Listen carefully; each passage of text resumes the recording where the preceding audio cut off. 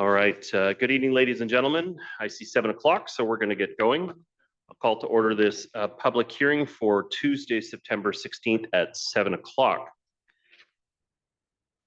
Public hearing is a quasi-judicial setting outlined by the province with regulations outlined by the province. And so I have a bit of a script to read to go through it. It's just going to take me a couple of minutes, but it's going to lay out sort of what's going to happen tonight.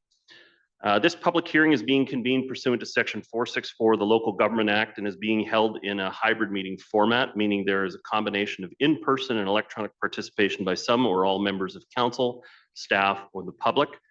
This hearing is being streamed live over the internet and recorded in accordance with the Freedom of Information and Protection of Privacy Act.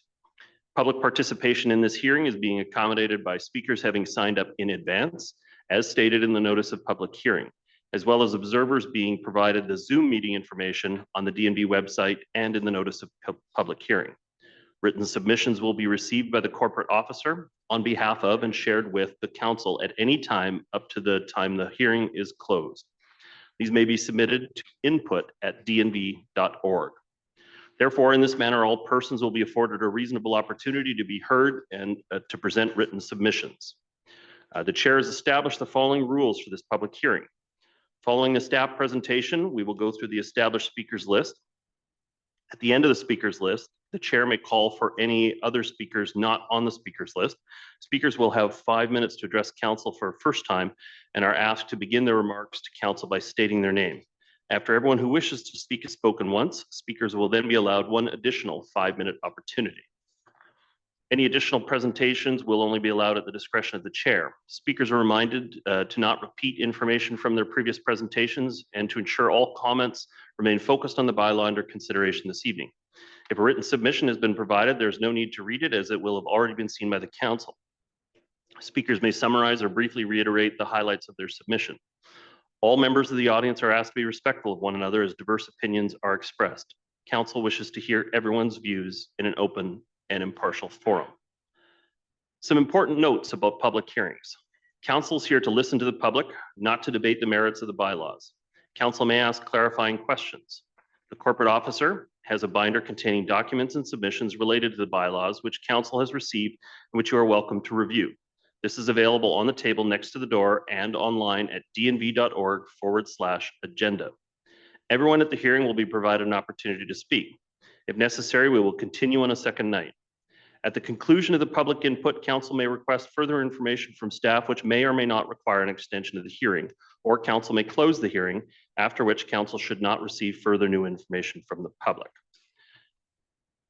At this point, I'll ask the clerk to read the bylaw under consideration into the record. Thank you, Your Worship. District of North Vancouver Official Community Plan Bylaw 7900-2011, Amendment Bylaw 8739-2025, Amendment 56, proposes to amend the OCP land use designation of the portion of the subject site and lane allowances shaded in red from commercial residential mixed use level 3 and residential level 6 medium density apartment to a new commercial residential mixed use level 4, and the portion of subject site and lane allowance shaded in green from RES 6 to parks, open space, and natural areas.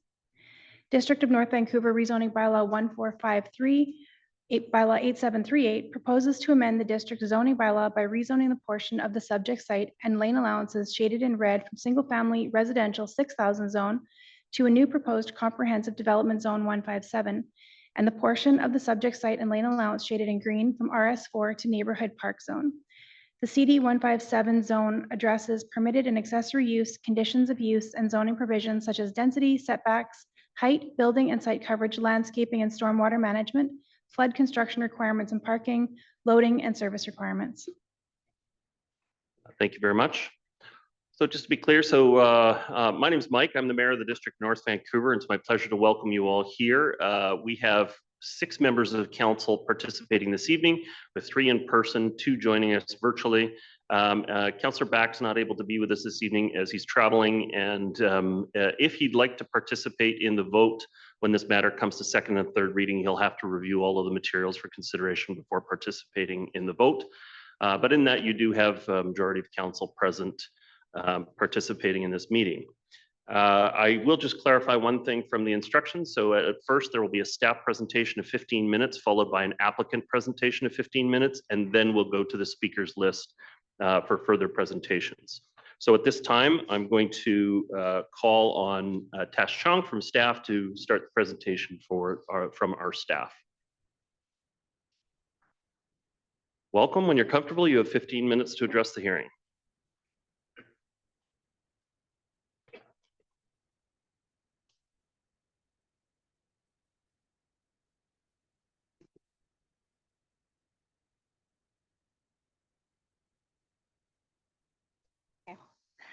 So good evening, Mayor, Council, members of the public. My name is Tash Chong and I'm the development planner bringing forward tonight's application.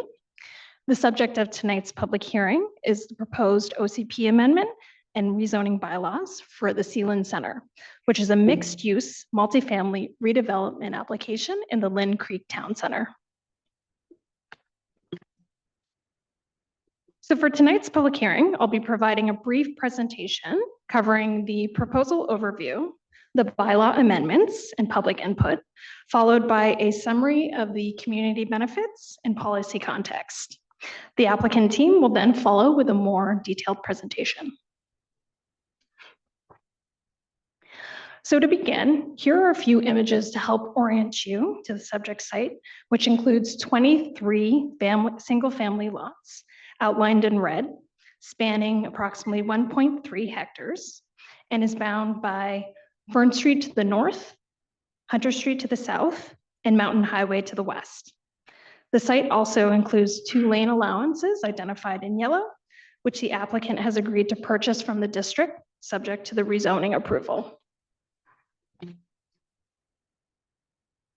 So here we have a Google Earth image, which shows the subject site in red and its surrounding context, along with the Lynn Creek Town Center boundaries identified in orange. To the north is Sealand Village. To the east are vacant ministry lands and a proposed purpose-built student housing site, not yet brought before council. To the south, we have the former fire hall, 1510 Crown Street, which is a recently approved all rental project, and a 2 6-story rental proposed at 1553 Hunter. And then finally to the west, we have Bridgman Park and the new Lynn Creek Community Center. So before introducing the bylaws, here's a quick overview of the proposal. Sealand Center, as I mentioned, is a mixed-use development, which includes 2 towers. So one at 34 stories and the other at 30, with a mix of strata, market rental, below market rental, and live work units. Key features also include a licensed childcare facility, ground floor commercial space, office space, and a generously sized public plaza. Approximately 15% of the site is proposed for public infrastructure improvements or upgrades, including a segment of the green spine and a new road. Here, I just wanted to briefly highlight the site plan now shown within the broader aerial context. So you can clearly see the 2 towers separated by the new north-south road connecting Fern Street and Hunter Street, along with the green spine to the east and the public plaza fronting the western tower.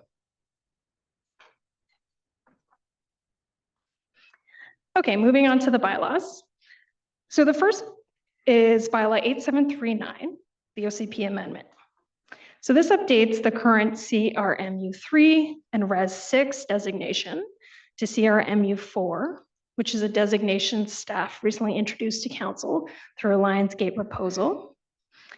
And then this amendment also redesignates the eastern portion to Posna to accommodate the green spine. In addition to the OCP amendment, bylaw 8738 proposes to rezone the site from RS4, so a single family zone, to a new comprehensive development zone, which supports the mixed uses aligning with the OCP amendments.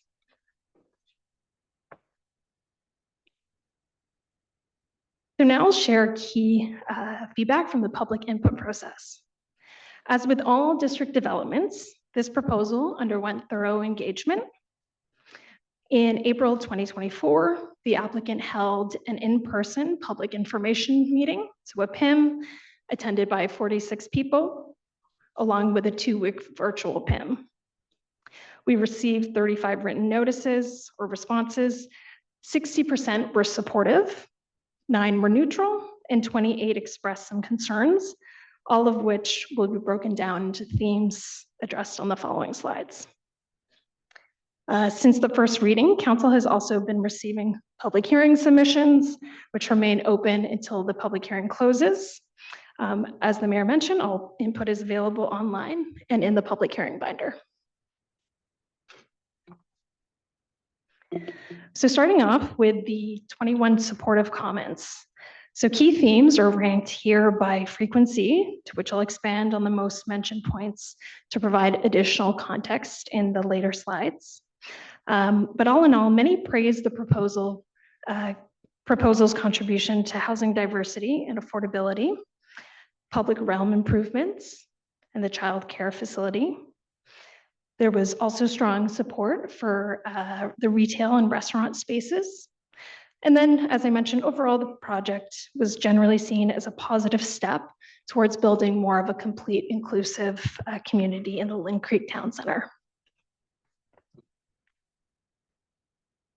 So first, I'd like to take a closer look at the proposal's housing component to highlight its benefit and why it's seen by the public as a key community asset. So this mixed tenure development includes 336 units, 774 market rental units, 72 non-market rentals, and 3 work-live units. This is a total of 685 units, which is a significant amount of diverse housing supply for the district.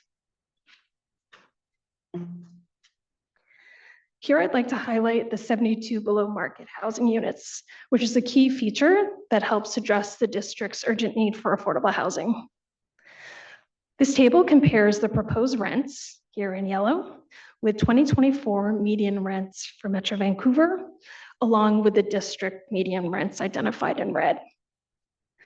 Notably, the applicant's offering about 10% below the district median secured in perpetuity, which means these units are intended for low to moderate income households earning approximately $54,000 to $95,000, which is generally consistent with other council-approved below market projects.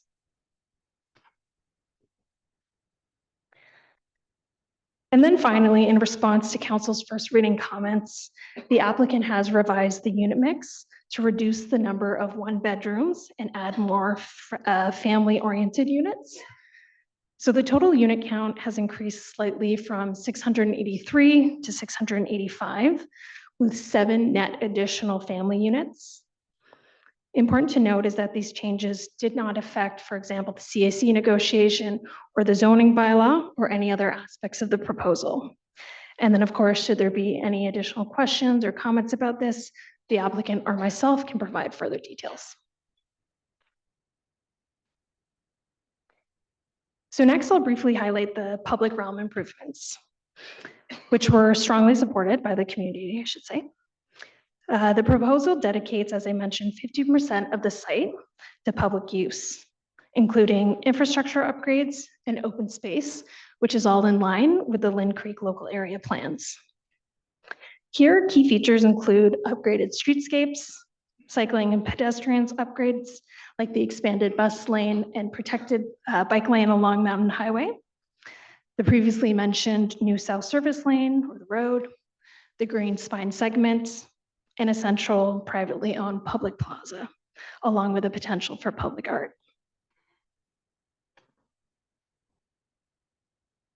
So shifting our focus to the economic benefits, this proposal directly responds to the district's economic development strategy, with significant office space to the west or on the western building's 3rd floor and 9 diverse ground floor commercial retail units. A large restaurant will anchor the Mountain Highway Street corner, while personal service uses are restricted along Mountain Highway. The 3 work-live units will also promote local entrepreneurship and flexible residential-based businesses. Here, the slide shows the ground floor plan on the western building, highlighting the commercial space in purple. So larger units are positioned along Mountain Highway here for greater visibility, while smaller units are fronting the public plaza.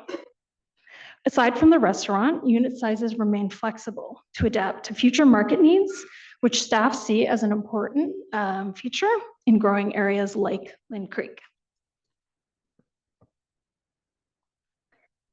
So this slide highlights the full range of community benefits and the main reasons for public support. While I won't go over each one again, collectively, these contributions, along with the lane purchase, the offsite upgrades, landscaping, and district DCCs, represent nearly $50 million in value to the district. So next I'll summarize the top public concerns from 10 comments, also ranked in order, and how staff and the applicant have responded. So one of the main issues were building height. However, in response, the project was revised with greater eastern tower setbacks and wider podium separation to improve light and openness. Parking and traffic concerns were also raised and will be addressed on an additional slide.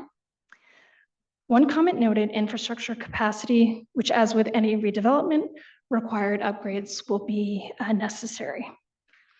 Another individual mentioned construction fatigue. That being said, the applicant has submitted a preliminary construction traffic management plan with a detailed plan forthcoming. But given the size of the site, on-site staging, I should say, and no activity permitted on Mountain Highway, minimal disruption is expected at this time. So first I'll address the height concerns and why staff support the current proposal. So as shown on the streetscape elevation, the towers contribute to a kind of crescendo effect, with building heights gradually increasing along Mountain Highway. Given its prominent corner location at Mountain Highway and Hunter, just north of the town center's core, the site also serves as a natural gateway, making it a fitting spot for a visual landmark. Another way to look at the building height in the surrounding context is through this graphic, with existing development in green, approved in blue, and proposed in yellow. As you can see, taller buildings are clustering around the Sealand Center site, kind of reinforcing the site as an emerging urban node. So before moving on, I'll just quickly note that the general height increase reflects earlier council feedback across its several iterations. So the first 2017 proposal featured mid to high rise buildings, but was not pursued due to concerns about built form and lack of open space. And then in 2023, a 2-tower concept at 22 to 29 stories received general council support for greater height to enable better site planning and community benefits, which is why this current 2024 proposal builds on this, however, with further refinements to the housing, land use, and design.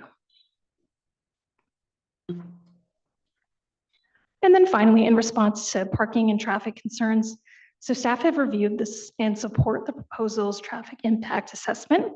And with the inclusion of various TDM measures shown here on the screen to reduce vehicle reliance and encourage alternative transportation, staff believe the proposal effectively addresses these issues. So now turning to how the proposal aligns with the district's policy framework. So it directly supports the rental and affordable housing strategy and housing needs report by delivering a significant number of rental homes, including the 72 below market units. The project also aligns with the economic development strategy through the inclusion of ground floor commercial space and the upper story office space as well. Additionally, it contributes to the childcare policy and action plan by providing approximately 49 licensed childcare spaces. And then finally, in terms of its urban structure, the proposal reflects the goals of the OCP, particularly regarding housing diversity and transit connections. And although the current OCP doesn't anticipate this level of density at the site, the development addresses key priorities around housing, childcare, transit access, and public realm improvements, broadly supporting the OCP's guiding principles and the OCP's updated focus on concentrating around 75 to 90% of growth within transit-oriented areas like Lynn Creek or Lionsgate. So in conclusion, staff support this mixed-use proposal as a meaningful response to the district's evolving planning priorities and pressing housing needs. The project offers significant public benefits within a transit-oriented area in close proximity to Phibbs Exchange. So following the close of the public hearing, staff will recommend second and third reading. However, in the meantime, we're of course available to answer any questions. And with that, I'll now turn it over to the applicant team. Thank you. Thank you, Tash Chung. Yeah. All good?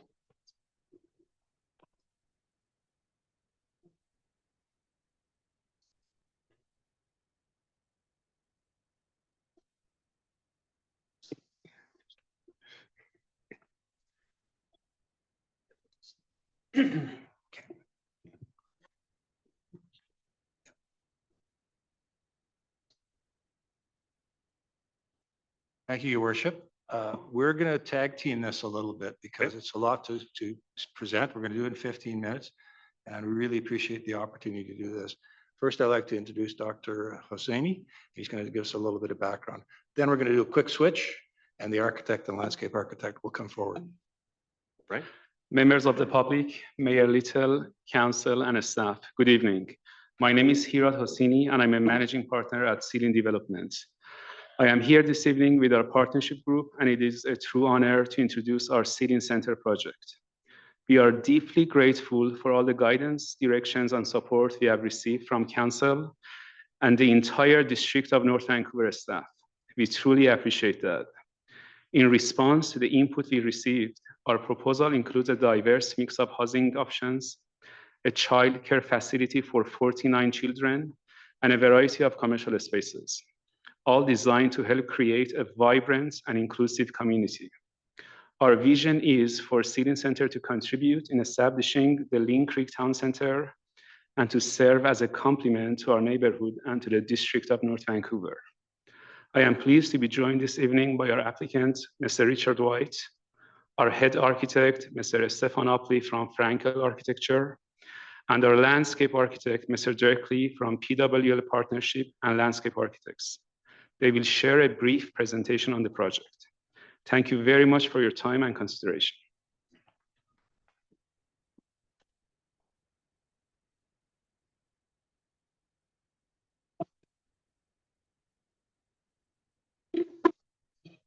Good evening, Mr.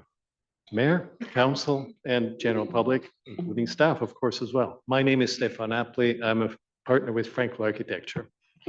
We wanted to thank staff, first of all, for a very detailed presentation by Tash. We'll try to minimize all the repetition as we can.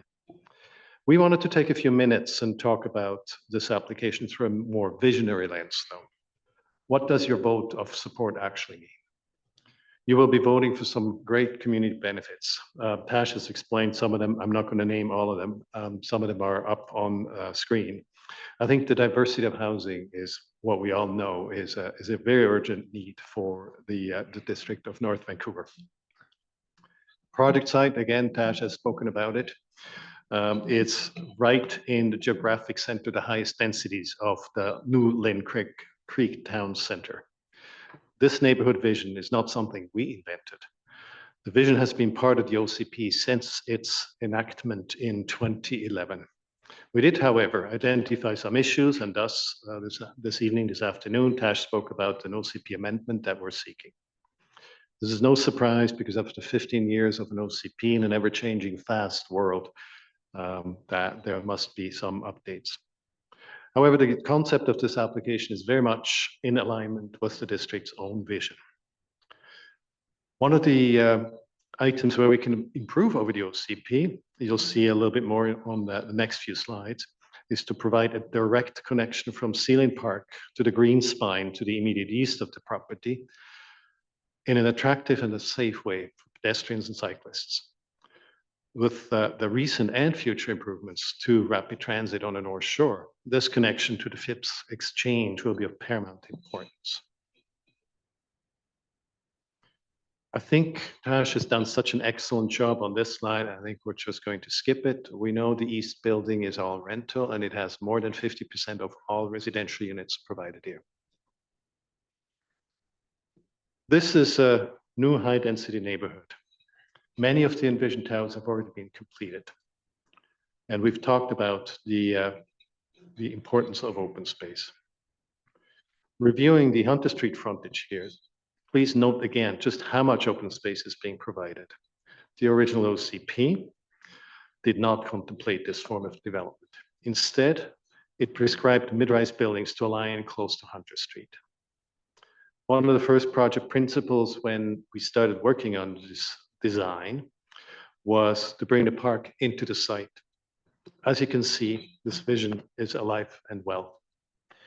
Yes, and when we begin to look at this particular image, one can't not see the potential connectivity, especially between Sealand Park and the Green Spine to the east. Hunter Street represents sort of this promenade. This is a multi-use pathway. The plaza itself represents the opportunity to create a neighborhood gathering space that is an integral part of this much larger vision for Lynn Creek and would complement the future Civic Plaza further to the south. The porosity on the site is very important too, and the idea that the public realm is very much inviting all inhabitants, not only on this site, but to the north and the future development to the south into what effectively is a place that fosters a strong sense of conviviality and neighborliness, and a variety of active and passive programming that would characterize this plaza, ranging from play to water features and this really engaging ground plane framed by retail and ground-oriented residential uses. With the following few slides, we wanted to quickly walk around the project again and explain our vision for the look and the feel. We believe in clean, contemporary architecture to suit a modern life. Color, texture variations, rhythm, and scale are important elements. And so is a balance between hard and soft. The buildings do have some curves, but of course, the landscape plays a very important role in the overall composition and how the street views have been composed. One thing that you'll notice in this particular view is the conversion from what is currently coined as mountain highway to a mountain high street. And I think this idea of a high street as this active spine that brings the community together is really important for this site. And as mentioned, the way that the building meets the ground plane with the retail frontages along the mountain high street with generously sized sidewalks, protected bike lanes, and spill out spaces for cafes is really going to be activating the street. And that strong sense of inside-outside transparency with clearly addressed lobbies on this corner and pocket plazas that really create gathering spaces, particularly at the northwest corner of Mountain Highway and Fern, as you can see here.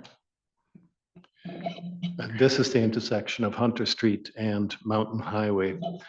Clearly visible here, the first two floors facing Mountain Highway contain the retail units, the large restaurant, and a full office floor above.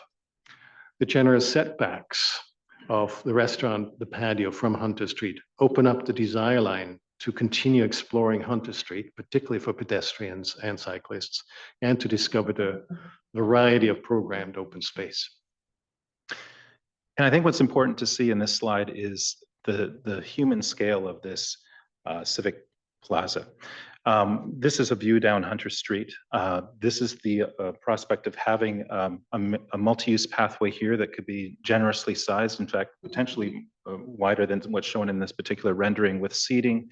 And then in the midground, you can begin to see this idea of the Civic Plaza, the neighborhood plaza with a ground-oriented water feature, the opportunity for public art in the background combined with play, and this very, very thoughtful separation or grade separation of patios that provide prospect looking out from the restaurants to the activity within this public space.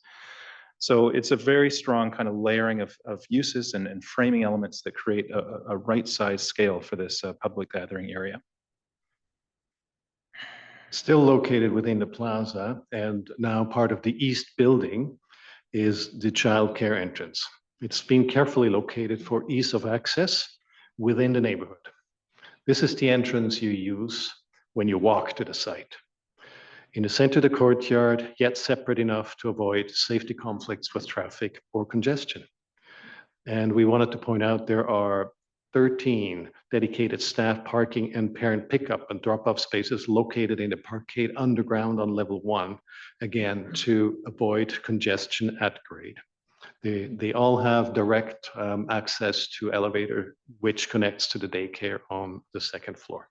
And of course, when you think about drop off and pickup, it's very important to think about the public realm, really providing access to the daycare and to the lobby spaces of the rental tower and the ground oriented units that you see in the middle of the image here, and ensuring that these areas, which are multifunctional, in the lower right-hand corner, for example, you would see kind of a loading zone, but when loading is not active, it becomes a space for gathering.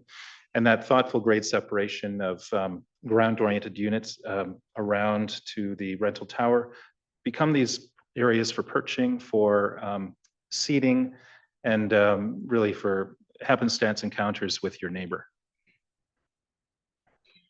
This is a view looking west along Hunter Street from the rental building, the east building. In consultation with staff, we've actually made quite a bit of improvements to the rental building entrance. It is now facing Hunter Street direct. It is very prominent and visible. Perhaps one more comment here about the architecture. With support from our clients, this project proposes very generous balcony areas for every single home. We have taken the opportunity to sculpt the buildings with lighter color portions, mostly emphasizing white and horizontal balcony, as you can see in the distance on the tower there, and also darker color areas, mostly emphasizing building verticality. This concept has allowed us to bring a visual variety and scale to the buildings, which we find is often lacking in larger high-rise projects. The district's own advisory design panel unanimously supported our urban design, architectural, and landscape vision in the fall of 2024. A very important part about this project is the provision for the green spine, which is effectively a continuation of this broader vision of north-south connectivity through the Sealand Village area. And what you can see here is the commitment by Dena Homes to provide land to the city to accommodate what would be a 10-foot wide right-of-way to accommodate this multi-use path, this multi-use greenway path. What you can see here, however, is that there's that added generosity of the setback of the building, well beyond that 10-foot wide dedication, 10-meter wide dedication, to allow ample space for ground-oriented units, for patio spaces, even a private pathway with seating that provides that necessary buffer to the greenway, but creates that much greater sense of openness and linear kind of effect for this urban forest to characterize the eastern section of this property. And you can begin to see that extension of the green spine to the north where it begins to meet Fern Street. And importantly, that sort of layering of the setbacks and the patios and the landscaping to create a sense of transition from public to private space, both along the greenway and along the edge of Fern. This was supposed to be the closing slide. Apparently it's not here. Thank you for your time this evening. We hope we have been able to share our vision and aspirations for this project beyond facts and figures. Sometimes you have to think about the city building and community making. And we believe this project is an important factor that helps the Lynn Creek Town Center to grow and to prosper. And we believe it adds a lot of benefits to the neighborhood. Thank you very much. Great. Thank you very much for your presentation. point, we are going to go on to the speakers list. I was a betting man. I would say we'll probably get through the speakers list by about 8:15. And so if you want to add your name to the list at the end of the list at speakers, that's approximately when we'll start taking additional in advance of, or after, following the 11 people who have signed up to speak at the front end of the meeting here. So do we have the list of speakers? No comments. Screen.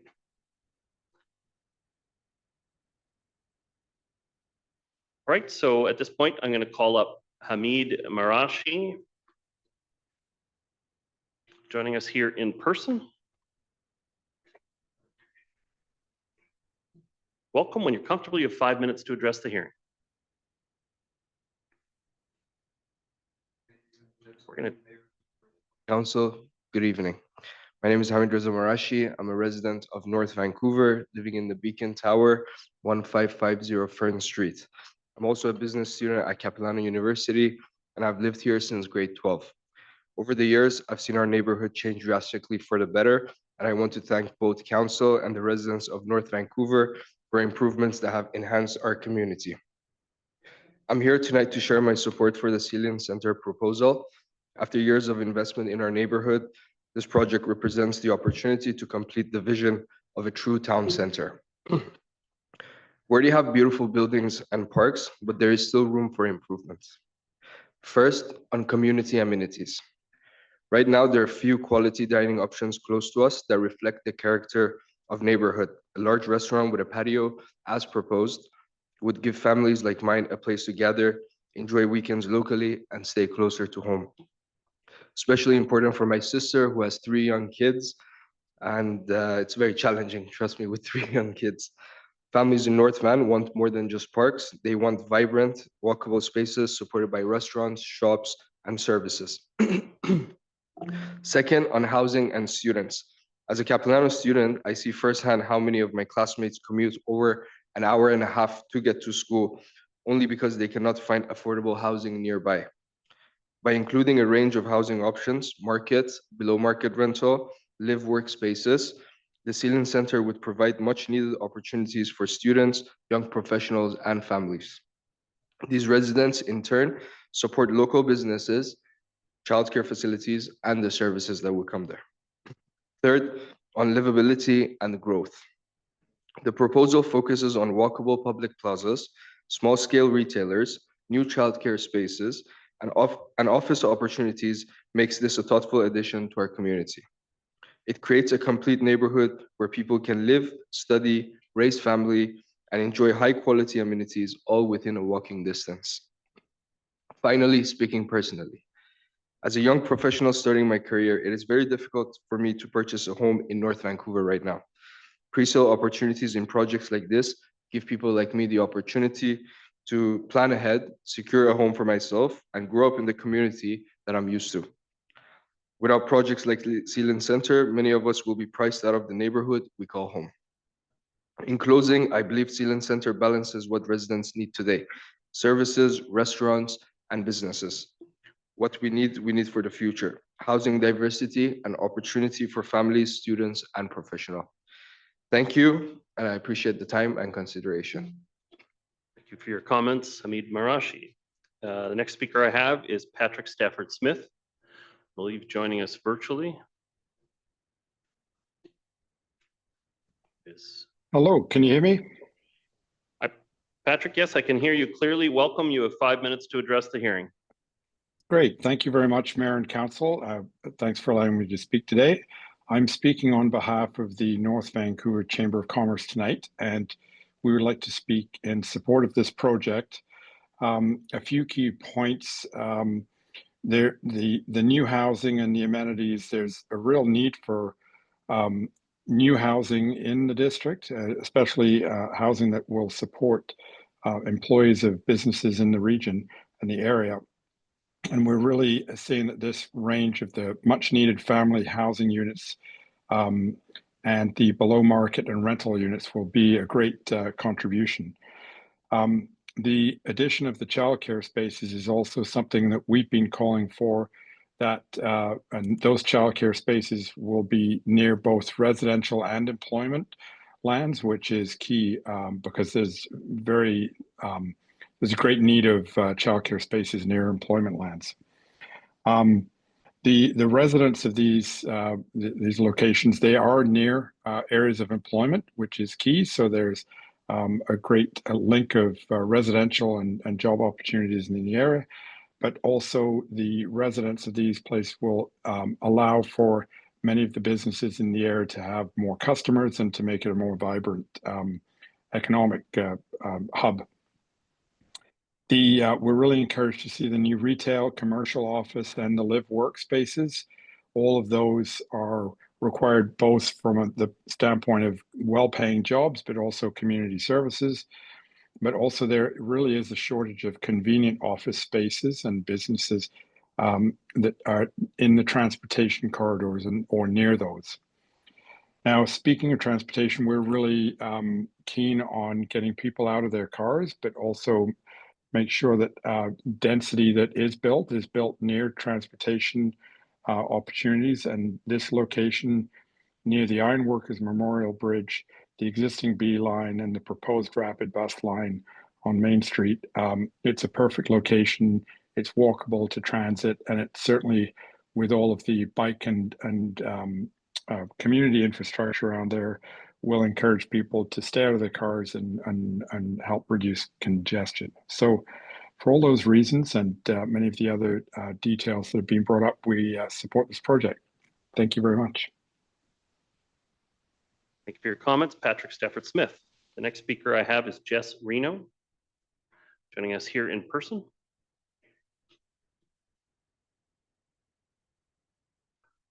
Welcome. When you're comfortable, you have 5 minutes to address the hearing. I don't know if I'm as formal as everyone else here.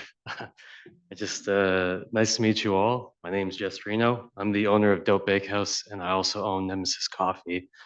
I am a recent resident of the neighborhood, but a longtime fan and lover of the North Vancouver landscape and the people and the community as a whole. When picking the neighborhood in which I want to start my family in, I really examined so many different possibilities, so many different communities.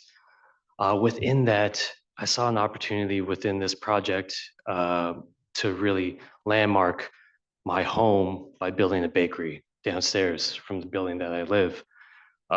It's probably more impactful than any other project that we've set up as Nemesis Coffee, if you've ever been to one of our shops, because it really does feel like home. I look at this project as an opportunity for us to expand this community even further. I really do get this feel of the neighborhood firsthand. I get to talk to the people every single day. They build their rituals around what we have to offer. And it seems that the neighborhood wants it too. A couple of things that I do have some level of concern for, but there is opportunity, is there is an old community center that is directly across the street from us. And I saw that there's a proposal to take it down and put an off-leash dog park there, which I think is amazing. But in all honesty, there's a park right beside that people just let their dogs off anyways. I think what would be more practical is maybe a hybrid of an off-leash dog park and some parking. As much as we want to get away from it, the reality is people still are traveling out this way and they need to commute. But when I look at the opportunity here for this new project, this amazing corner restaurant space, that gets me excited. In the world of restaurant tours, is not an easy business, and there is a plethora of space. I think this one is a lot more unique, situated in a neighborhood in which, I think is incredible. I would venture out to attract my peers to try to open up within these spaces, and not to, name drop anybody. They're all good friends of ours. We've all grown up in this industry together, from Savio Volpe team to the Ernest Ice Cream folks. They are all good friends of ours. We've collaborated with them frequently, and I think that us working in tandem and even connecting with the developer here soon to try to navigate those waters, if this gets approved, So the residents get an opportunity to benefit from that. In addition, just more people, daycare, activation of family, and building on those building blocks there will only enriching, the tapestry of different retailers and restaurateurs, and then the activity in that community. I'd like to just close out and say thank you for all the work that you've done. I used to live in Yale Town, and then that wasn't seemingly feeling like the neighborhood I want to continue living in. And I would spend all my weekends coming out to North Vancouver, and I'd specifically come out to this neighborhood, and we fell in love with it serendipitously. And I just decided to move myself and my partner and my family over. And I want to raise my kids here. I want to see this place flourish. And we're invested, deeply invested in this particular community. So thank you. Thank you for your comments, Jess Reno. The next speaker I have is Michael Schuss, joining us here in person. Welcome. When you're comfortable, you have 5 minutes to address the hearing. Thank you, Your Worship. Good evening, everybody and council members. My name is Michael Schuss, and I'm a resident and owner of 811 Baycrest Drive here in the district. I've also had the wonderful privilege and fortune to build a business that manages 31,000 housing units throughout Metro Vancouver, worth about $15 billion. And so I speak from a couple of different levels, not only as a resident, but somebody who's seen a lot of communities transform themselves through development over my 40 years of being in the real estate management business. I've seen good examples, and I've seen bad examples. And the district certainly has had the opportunity to see some good, strong growth over the last 10 years and really learn those lessons from other communities like Richmond, the Langley Township, which we have seen all kinds of these communities such as Sealand Village and now Sealand Center being conceived and developed and then occupied. I think what's really important here from my perspective, and we've heard all the other great positive points, is it's not just the infrastructure, which is obviously an enormous positive. It's the fact that we need the housing for the people who work here. This is the problem. I know every guy in Deep Cove and up to Park Gate who own the small businesses. Their number one concern is the fact that too many of their staff will come and stay for a short period of time because they get sick and tired of trying to get over to the North Shore. We're lacking that kind of initiative housing, and this really kind of delivers that. You got 270 units being proposed here, 72 in the below market. The below market is a very attractive number and a resource that the district can really grab a hold of in this particular project. These housing needs are really important. And again, I know the guys who own Osaka, Arms Reach Bistro, the guys who operate the golf course, they all say the same thing. I know the guy who owns the Canadian Tire here. They are constantly dealing with transitional issues with regards to younger employees, people in their 20s in particular, who are coming over from other areas. And if you ever see that traffic trying to get over to the North Shore every morning, as I do, and I'm thankfully going in the opposite direction, because my offices are in Vancouver, but it's insane. We need these initiatives to go through. This is what is going to create a vibrance of this community long term. I mean, you can talk about the DCCs and the purchase of the laneway, and you guys making, or on behalf of all of us stakeholders here in the district, $53 million. That's wonderful, and I hope you will see the light and see that this is an opportunity to continue this particular area of the district, which has already seen tremendous amount of growth. Continue in that process. It's very important. It's vital. We need to stop the congestion of everybody getting in their cars and driving all the way over to Lonsdale or to Park Royal. The more opportunity we have to keep this stuff localized, we actually will improve the congestion issues that many of us see on the upper levels, because we have to have more of this opportunity right within our neighborhood. And I think that that's really important. I never thought I was going to ever live in the North Shore because too many bridges didn't really turn me on. My wife forced me back in 2009. And we built our house on Baycrest, and I have to tell you, it's been the best place that I could ever imagine living. Our 3 kids have grown up there and gone to school in the areas, and we've cultivated great friendships. So I think this is a really great opportunity to continue that spirit. And I think that the housing aspect alone for the workers that we want to bring and foster into this community. But not only that, my kids, I want them to stay. We have to give them opportunities as well to find housing that is going to allow them to continue to be here in the community. My son, who's 19, is already talking about the fact that he'll probably have to move to Langley or to Aldergrove just to be able to find affordability. That's a wrong message. This type of situation develops a much better idea and a concept towards ensuring that all of those who grow up here can continue to live here and also bring their own families up in this environment. Thank you very much. I appreciate your time, and I hope that you guys will see the merits of this particular development from a group that has already established a very good track record thus far in doing Sealand Village. Thank you very much for your comments, Michael Schoos. The next speaker I have is Kaveh Ibrahimi, joining us here in person. Welcome. When you are comfortable, you have 5 minutes to address the hearing. Thank you. Good evening, Mayor and the Council. My name is Kaveh Ibrahimi. I live on at Apex, 1500 Fern Street. We are first-time home buyers, me and my wife. Moved here in 2024, bought our pre-sale here in 2021 through Dena Homes, and they helped us greatly to be able to do this. They supported us throughout the process, and my belief is that Dena Homes actually supports the community. They're not just for the real estate, and they're there to build a community. And this addition that is coming on, well, ever since I got in, I took a more active role. I'm a member of the council in our building. And I've noticed that most of the residents in the building are actually owners who are living there, and not a lot of rentals. Now, why I really love the area, the location is very good. I work in Richmond. I still can get to Richmond, come back in 25, 30 minutes. Iron Workers Bridge is there.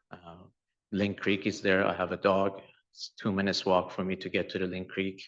My dog can be off leash. The area is an amazing area to live in. Having said that, I've noticed a lot of businesses cannot grow in the area because their workers, as Michael said previously, they cannot access this area of town. It's really hard for people from Coquitlam, from Langley to get here. Rental units are needed for self-reliant growth in our community. Being able for the workers to live in the community helps a sustainable growth and a balanced growth in the area. And that is why I really support this project. It makes it a balanced part of town that it actually can grow sustainably. And I encourage the council to be positive and encourage them to pass this project. Thank you. Thank you very much for your presentation, Kaveh Ibrahimi. The next speaker I have is Celia Chang, joining us here in person.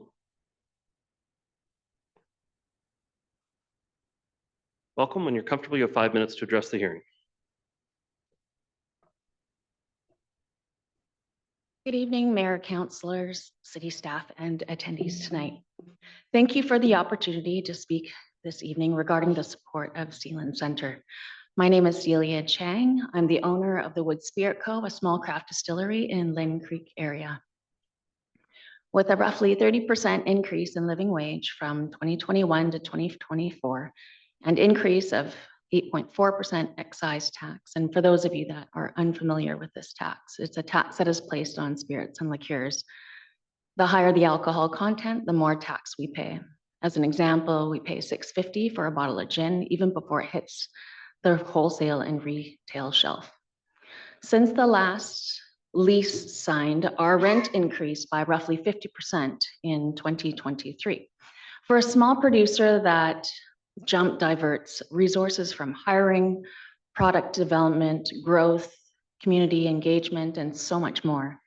In another conversation, I'd be grateful for a follow-up discussion on how the city can champion small businesses and by advocating to the province that consider reasonable limits on annual commercial lease increases. Residential rents in BC are subject to a provincially set cap of 2.3% in 2026. Small businesses deserve similar predictability. Reasonable guardrails on a commercial rent increases would prevent sudden discretionary hikes that can devastate local businesses. Margins are getting squeezed, and with all of that I've just mentioned, tariffs are also taking its toll on many of our ingredients that we procure from the US. At the Woods, we pride ourselves in using 100% BC grain. We source as many local ingredients as we can, but there are certain things such as citrus that we just don't grow in Canada. The cost of a case of organic lemons for a limoncello has now increased 100% since 2023. You're probably wondering why I'm discussing the challenges that we are having as a local distillery. It's because I want to stress how crucial it is for small businesses like ours to have more residents in the area, other small businesses to work and collaborate with, and to have more walk-by traffic. In areas with higher density, we do hope that there will be more walking and biking trails to allow residents to explore the community that they live, work, and play. As a co-founder of Shop Local Port Moody, a not-for-profit that supports small business and helps create awareness on the benefits of buying local, small businesses in BC drive economic growth and contributes to over 1.1 million jobs, 41% of BC's workforce, and 34% of our GDP in 2022, because I couldn't find any details in 2024. I've learned and believe that doing good is good business. At the Woods, we embed the triple bottom line into our operations: people, planet, and prosperity. Not only do we want to have staff that love their work and are proud of where they work, we want to contribute and give back to our community.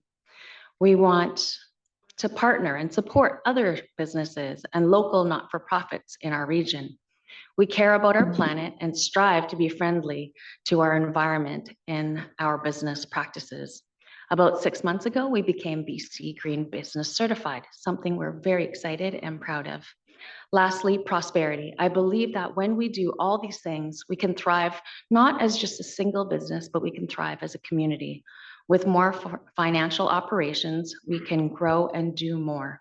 I see these opportunities with the development of Sealand Centre. This project brings fresh energy, more local businesses, more neighbors, and more choice. Residents will have diverse dining, shopping, and services right here, with old and new businesses working side by side. Thank you for your time. Thank you very much. Thank you, Celia Chang, for your comments. The next speaker I have is Cameron Nagibzadeh. That's really good. Oh, all right, all right. Usually not that simple. Welcome. When you're comfortable, you have 5 minutes to address the hearing. Good evening, Mayor and Council. My name is Cameron Nagibzadeh. I've lived in North Vancouver the majority of my life. Ever since my family moved here, when I was 4 years old, I went to Larsville Elementary, and then I went to Balmoral Junior High, and I graduated from Carson Graham Secondary. For several years, I also coached high school wrestling and basketball here in the community. I'm a proud parent of 2 daughters. One is 12, attends Canyon Heights, and the other one is 16 and goes to Handsworth. Like many parents, I know firsthand how much our community depends on safe, supportive spaces for children to grow and thrive. Professionally, I've owned and operated Smiling Stars Daycare with my wife for over 20 years. Now with 3 locations here in North Vancouver, I'm also the founder and owner of Crave Culture, which I started 6 years ago, and I've grown to 2 North Vancouver locations. Between my businesses, I employ more than 90 staff locally. I've always kept my businesses in North Vancouver because this is the community I love and I'm committed to. One of the most meaningful contributions of this new project is the dedicated childcare center. It'll provide space for about 49 children, split into 2 groups, infant and toddlers. which are 0 to 3 years old, and to preschoolers, 3 to 5-year-olds. The facility itself is substantial, nearly 9,400 square feet with 5,600 indoor square feet and 3,700 outdoors. And it includes nap rooms, quiet rooms, kitchens, activity spaces, stroller storage, staff lounge, secure outdoor play area. And importantly, it has approximately 13 underground dedicated parking stalls and a private elevator just for safe parent drop off and pickup. As someone who has run a daycare for 2 decades, I cannot emphasize enough how critical this is. Wait lists in North Vancouver are long. We currently have over 100 to 150 parents on our wait list throughout our daycares. Parents regularly struggle to find reliable licensed care close to home. This project doesn't just check a box, it builds the kind of centers families truly need, designed with safety, accessibility, and quality in mind. Beyond childcare, Ceiling Center adds small-scale retail on Mount Highway, a restaurant with a patio, a new public spaces. That means families can walk to daily errands, grab a meal with neighbors, and enjoy safer, more active streets. The design also improves sidewalks, completes the green spine pedestrian and cycling connections, and makes circulation safer for everyone, from kids on scooters to seniors with walkers. The housing mix is another key piece: below market rentals, ownership homes, and live-work units. This kind of variety means that the very people who care for our children, serve in our local shops, and teach in our schools can actually afford to live here. That stability is what allows community institutions like childcare centers to thrive. The proposal is thoughtfully scaled, 2 mixed-use buildings with publicly accessible open space that ties the site into neighborhoods. It respects both the growth strategy of Lynn Creek and the day-to-day experience of people who live and work here. Ceiling Center is not just another development, it's an investment in our children and working families, and in the walkable, vibrant North Vancouver that we all want to see. After moving here as a young child, graduating from local schools, coaching youth, raising my 2 daughters here, running a daycare with 3 North Vancouver locations, and building a local business that now employs more than 90 people, I can say with certainty that when we build quality childcare and community spaces into our neighborhoods, we're building stability for parents, opportunities for children, and a stronger future for everyone. And I want to thank you for your time, and I strongly encourage you to support this proposal. Thank you. Take your comments, Cameron Gibbs. Carson 94, by the way. Yeah. Byron Philippe. Is Byron Philippe here? I'm on webinar. Joining us virtually. Welcome. I can hear you clearly. You have 5 minutes to address the hearing. Thank you, Mayor Michael Little and the council. So yeah, my name is Byron. I come here, Byron Philippi. I come here a little bit less formal than others. I just wanted to share, why I'm in support of the move forward of this development. A little bit myself. I'm regional operations manager for a locally owned restaurant group that has 4 locations in North Vancouver.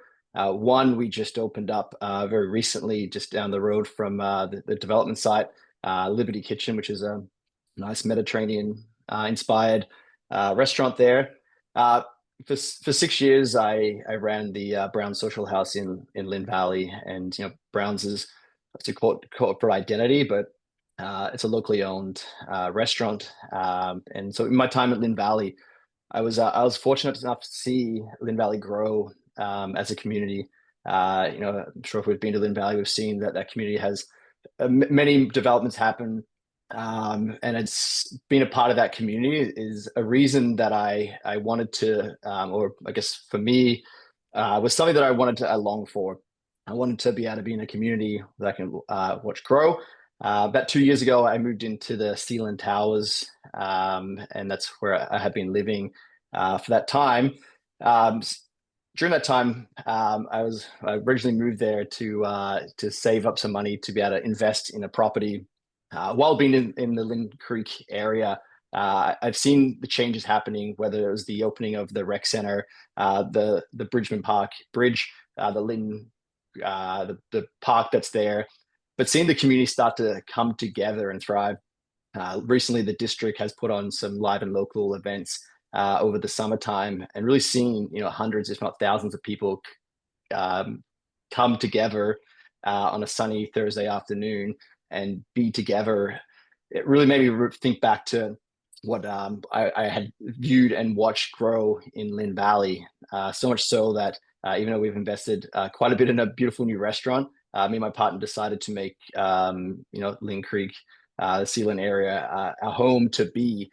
We have invested in a property in the Marie Park area, in the Fairborn, the Ashton, which will be completed hopefully next year. And I'm here to just talk to them and support with everything we've heard today. The opportunity to have more local people living that can support the growth of local restaurants, and hearing from Dope and from Woods of, it becomes very tricky when you are looking to hire and support people when, yes, traffic is bad, and when they can't get to work because they can't drive, or they're traveling from over the bridge, and having affordable living that's close by, but also bringing the restaurant spaces, the community areas.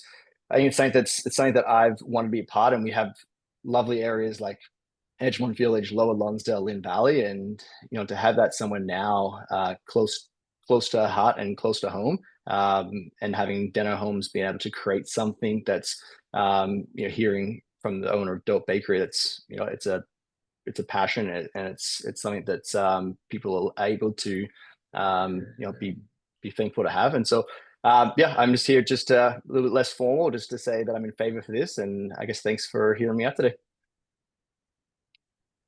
Thank you for your comments, Byron Philippe. Next speaker I have is Stephanie Wilson, joining us here in the council chamber.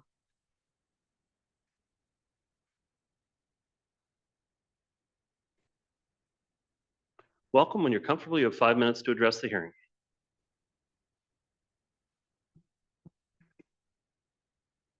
Your worship and council, I'm speaking in support of the OCP amendment and rezoning for Sealand Center. There are so many benefits for this development. It's walking and rolling distance to transit, grocery stores, and other daily needs. It brings businesses and services directly into the neighborhood, which decreases residents' reliance on cars. And it's close to Spirit Trail and other pathways, which means that those who choose active transportation aren't dodging cars on the road. I do want to spend a minute to talk about rentals. I think it's fair to say that the market rental rates are a bit unhinged from reality. For example, there is an increased number of North Shore studio units on the market at around the $2,300 a month mark. At $2,300 a month, the 30% RGI, the rent geared to income ratio, says that a unit would be affordable to someone earning $92,000 a year gross. How is it that someone seeking an entry-level unit, a unit meant for young people setting out on their own or for older people downsizing, requires someone to earn ever closer to six figures? According to the 2025 Metro Vancouver report, which I believe uses 2020 census data, the median household income in the District of North Vancouver for a renter is $80,000.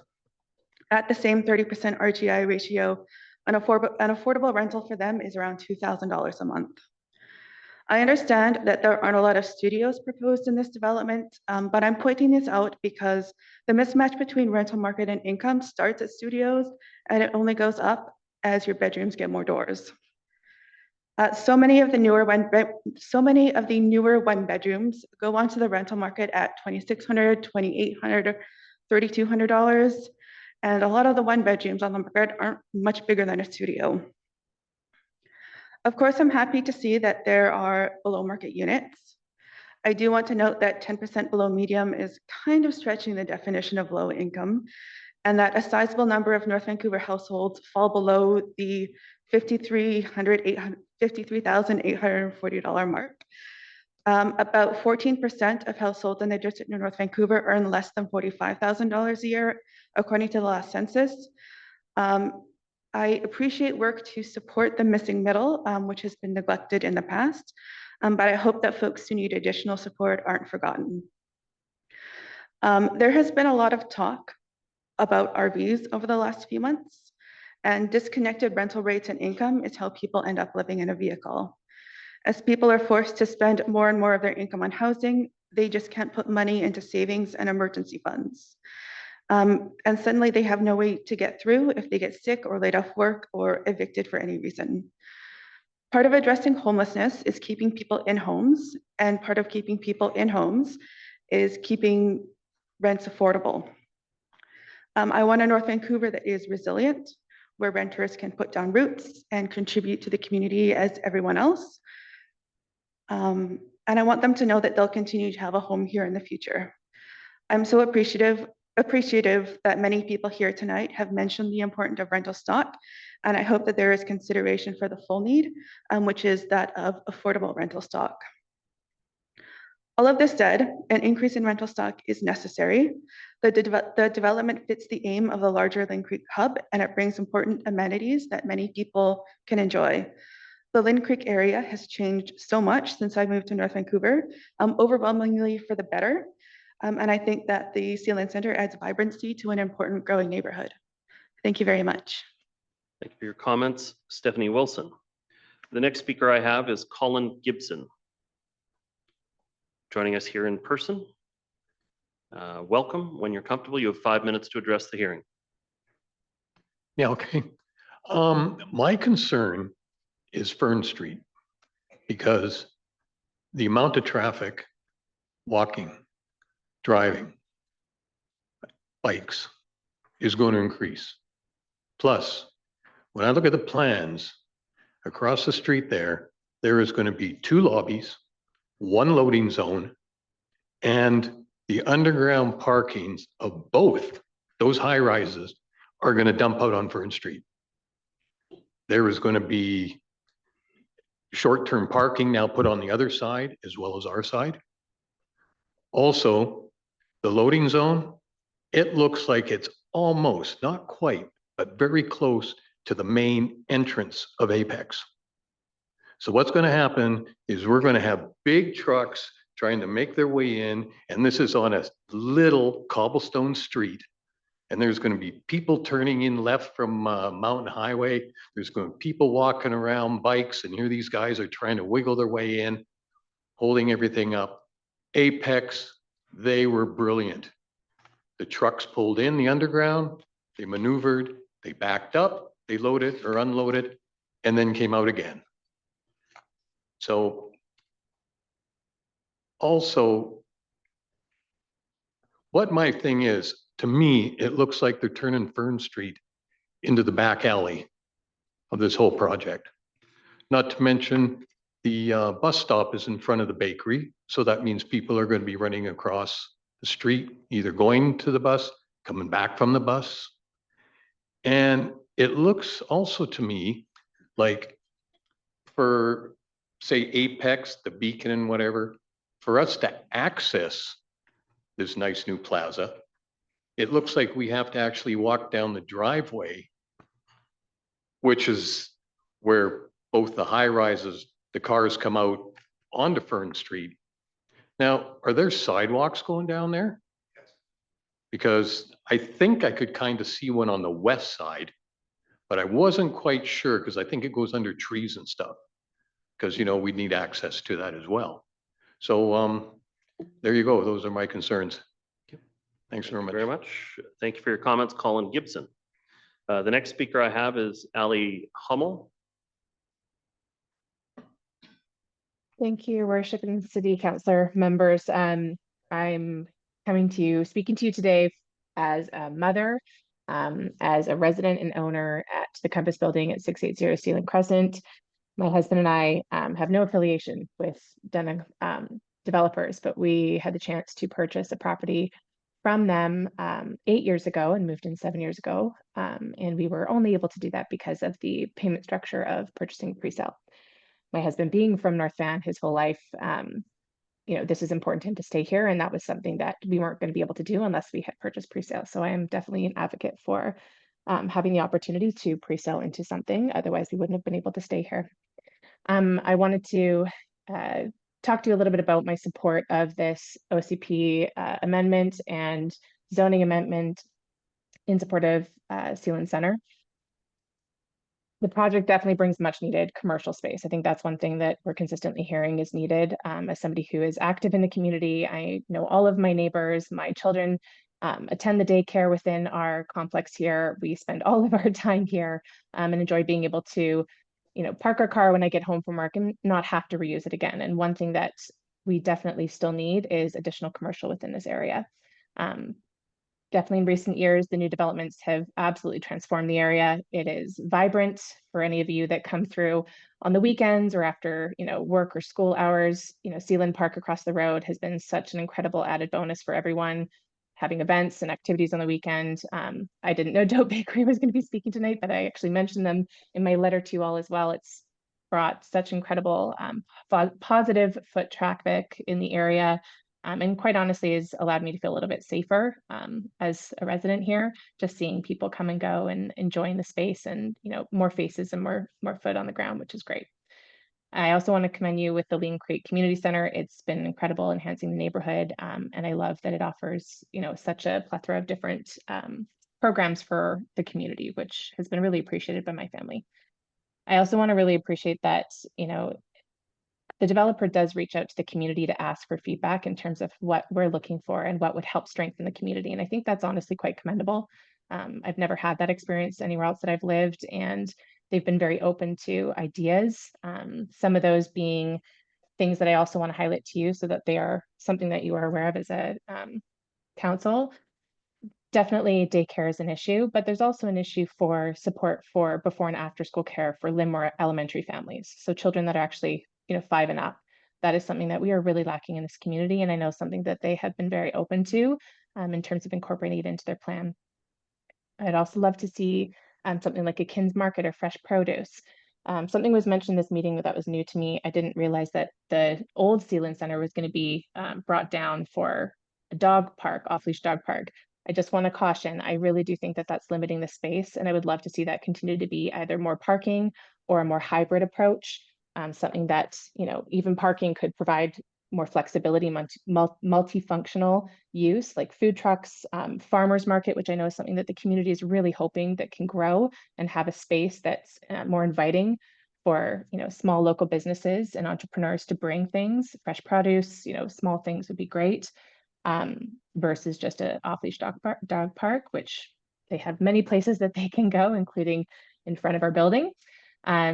And also some things like, a higher end wine or liquor store, something similar to like a Liberty's Wines, I think would really benefit the community and allow us to kind of stay and not have to use our cars all the time, which would be great. And something that I know the developer is really open to if this project is able to go through and, has your approval and blessing. The one last thing that I do want to make sure that I'm bringing to your attention as well is the caution around the safety risks of pedestrians along Mountain Highway. I know this isn't necessarily tied to the development, but it's something that I think is really important for you all to know. From the 600 block all the way down to Main Street, we definitely see vehicles accelerating down this road. And with the increase in foot traffic, both residential and commercial, which I think is so important and critical for this area. And it's really what's keeping us here is this community that's being built. It is posing some danger for families and the daycares and, everyone in the area. So I would love to see this council take a more proactive approach in how that could be, safety measures could be put in place. But I want to reiterate, I'm very much in favor of this. The community is asking for it. The neighborhood is asking for it. We are asking for it. So I really would appreciate your support and in consideration in approving this. Thank you very much for giving me the space and time. Thank you for your comments. Ali Hummel. At this point, we've gone through the speakers list that we had signed up ahead. Before I add additional speakers to that list, I'm just going to check in with our staff. I know quite a few clarifying questions have come in from the council during the first hour and 15 minutes of this evening's hearing. Are you prepared to both read those questions into the record and give your responses at this time? Thank you, Your Worship. Is it possible that we take a break and then have 5 minutes? We need 5 more minutes to do that. Okay. Sorry, I wasn't going to suggest taking 5 minutes break. Sorry. Well, I will check in and see, are Sometime. there any additional speakers in the room? Thank you. Yeah, come on down. I'll try and rag the puck for you, but it's coming your way soon. Yeah. Welcome. You have 5 minutes to address the hearing, but if you could start with your name and approximate address for the record, we'd appreciate Thank you very kindly. My name is Fern Horton. I am an owner of a home in Lower Lonsdale at 265 Heath Road East. I also own a business in the district and in the Lynn Creek neighborhood at 1432 Rupert Street. I became a resident of the North Shore in 1975. So I've seen a lot of changes. A very stark example is my neighborhood where I live, Lower Lonsdale. I've watched with great interest as that neighborhood has been transformed into something very special. And I feel fortunate to be witnessing a transformation in the Lynn Creek neighborhood where my business is based. Recently, like within the last 3 years, I took the bars down off the windows because I felt that I could. That was not the case before. When I first leased the building from my landlord there, the bars had been up for a long, long time, and I saw the need to keep them there. With people residing in the neighborhood, there's been a stark change. I see foot traffic, I see families, I see children with their caregivers, and people walking their pets, well, mostly dogs. I won't reiterate all of the reasons to support that have been expressed here this evening very articulately by many people. But many of them really resonate with me very deeply, starting with opportunities for my children, for education, for work, for growth, for saving money, with less travel, shorter commutes, all of those things. It's really been wonderful to watch, and I'm so excited and keen to see it continue. And I think that this proposed project is a huge component for that kind of success that we're seeing unfold before us. I'm also the founder of the nascent business association, Lynn Creek Neighborhood Business Association, that aspires to become a BIA.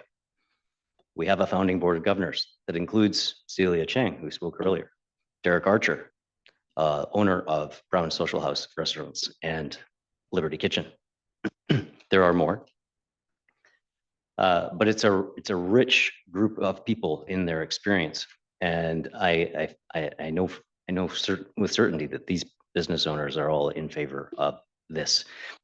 As a self-employed entrepreneurial person interested in building community, you can imagine with the very rich tapestry of zoning that we have and pressures on the kinds of zoning, I am not super enthusiastic about developers all the time.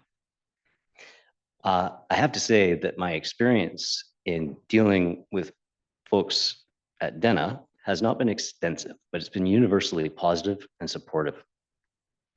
And so I take at their word what it is that they're proposing and the quality and the value of it. And I can see, having attended this entire meeting, this thing has been very rigorously reviewed, which pleases me, impresses me. This is my first experience seeing this process unfold, and I can see why it is effective. How much longer do I need to go? Appreciate your assistance. I do have another speaker if that's. Okay. Well, I think I'll wrap it up at that point. I think I've expressed my support. Thank you for the time and your attention. Good evening. Thank you for your comments. Next, I have virtual speaker Lauren Kay. Can you hear me? Yes, but I'm going to ask you to speak nice and loudly. It's coming in a little bit soft into the room. Awesome. Okay. My name's Lauren Koenig. I live in Beacon, 1515 Fern Street. I'm a big fan of Denna Club. I think they've done a great job developing the area. But I do want to reach out on my concerns about transportation in North Vancouver. And I don't think this is going to be a foreign concept to the council here. I am not one of those fortunate people that can work from home every day. And I have to transport myself downtown and back every single day.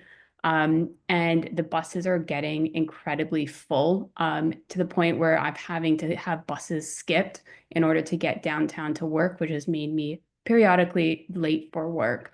I'm a little bit concerned about the number of people moving into this area. I know the 600 units in this development is not the end of it. I know that there's another proposal for the student building going in, and that's going through the council in a couple of weeks. And then there's also the further buildings. And I think everybody knows how bad the traffic is on the North Shore, and particularly getting down the cut and going over the bridge. And I think we have to figure out how to handle that without having too many people on. You can't build all of the buildings and have the people and them not being able to go anywhere. It's a really great idea for people to be able to work in the community, but we all don't have that possibility. The other thing is parking. There is parking for visitors to come and see us at the unit. Most of them have to park on the field because there's not a huge extensive amount of parking on the street. The challenge is that the parking at the parks are always full. And I don't think that with the development, there's any other additional, or I shouldn't say there might be some street parking, but there's not a substantive amount of street parking that is becoming available. And so it's allowing people access to the area is becoming much harder. And so I think in terms of like, I'm in support of the development, but if the council can please look at the transportation links, look at parking, we really need like a fixture of the problem, because there's so many times on Mountain Highway that you just can't actually get down to the bridge. You're spending lines, even just to get from Keith Road down to Crown Street, it's 20 minutes. It's just chock-a-blocked, and with a development going in there with 600 more units plus, it's just going to get pretty crazy. But that's all I have to say. Thank you very much. Okay, thank you for your comments, Lauren. Okay, checking back in with staff. Yansang, if you've got some, if you can read the questions into the record and give your responses, please. Great. Thank you, Mayor Litter. So the first question we have is, will residents in the building be given any priority for daycare spots? Such priority is not typically something that the district has required, although perhaps the applicant could possibly offer early application submissions for childcare spaces. And I see Richard has stepped up. So would you like to also perhaps answer something related to childcare, or ask one of your colleagues too? Well, why don't we try me first, and if it's not enough, we'll bring in the experts, okay? Sure. We've talked about this. Den is unlikely to be the operator of the childcare facility. It'll be a commercial operator. We know that the commercial operator, there was a commercial operator here speaking in favor of the project tonight. And there's already 150 people waiting for spaces.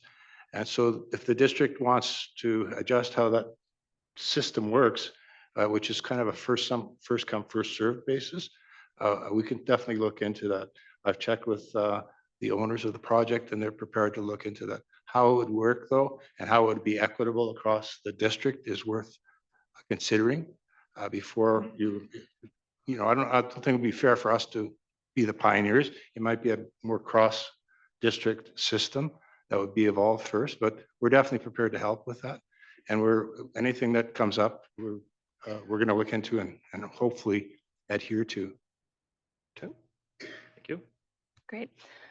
So the next question is, how many parking spaces are for rentals and strata, so ownership? The strata parking rate is 0.98 stalls per unit, and the market rentals are 0.66 stalls per unit, and the below market rentals are 0.57 stalls per unit. So what this means, in total, they're required to provide 330 stalls for strata, 179 for market rentals, and 41 for below market.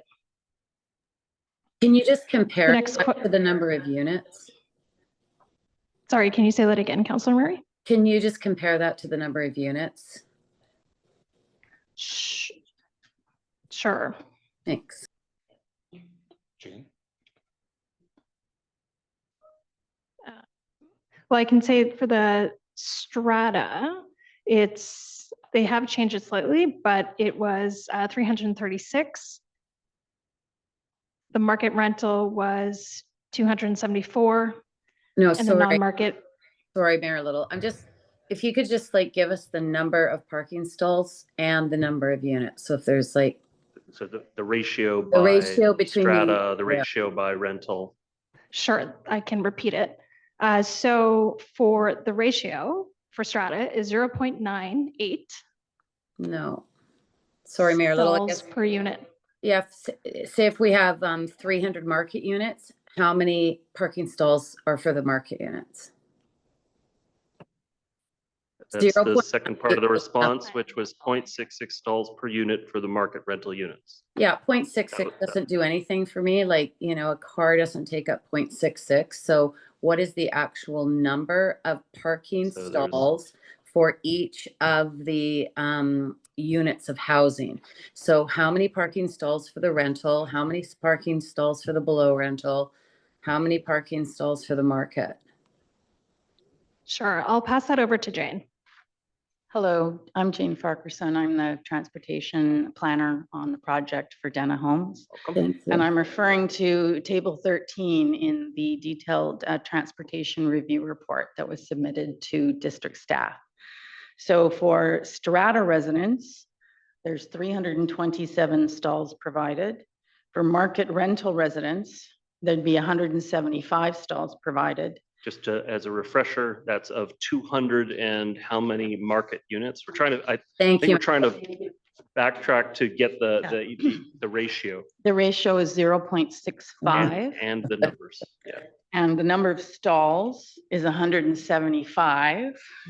And the number of units. Yay, there we go. We've got it. In a different table, so please bear with me. This is why it's confusing and to be read. It's in it, so it would be 268 market rental units get 175 stalls. Oh. So that ends up with a ratio of 0.65. That ratio is consistent with the district's policies regarding alternative vehicle parking rates, as long as there is a supportable, a strong 30-point TDM plan, which has been accepted by district staff. I'd also point out that Dena, as part of its TDM plan, proposes to all the stalls for the rental will not be included within the unit cost. So they will be rented separately from the unit. So only people who need a parking stall would actually get one. Could we just get the TDM. rest of the numbers for the non-market, the rental and the Sure. Thanks. If you're comfortable with that, Tash, I can check to make sure that I've got the numbers right. Strata, there's 334 units and there's 327 stalls proposed. That ends up with a rate of 0.98. For the non-market rental, there are 72 units. There are 41 stalls proposed, and that ratio is 0.57. So these provision ratios, again, are consistent with district policy with allowable discounts for proximity to transit and other factors, shared parking and so on and so forth.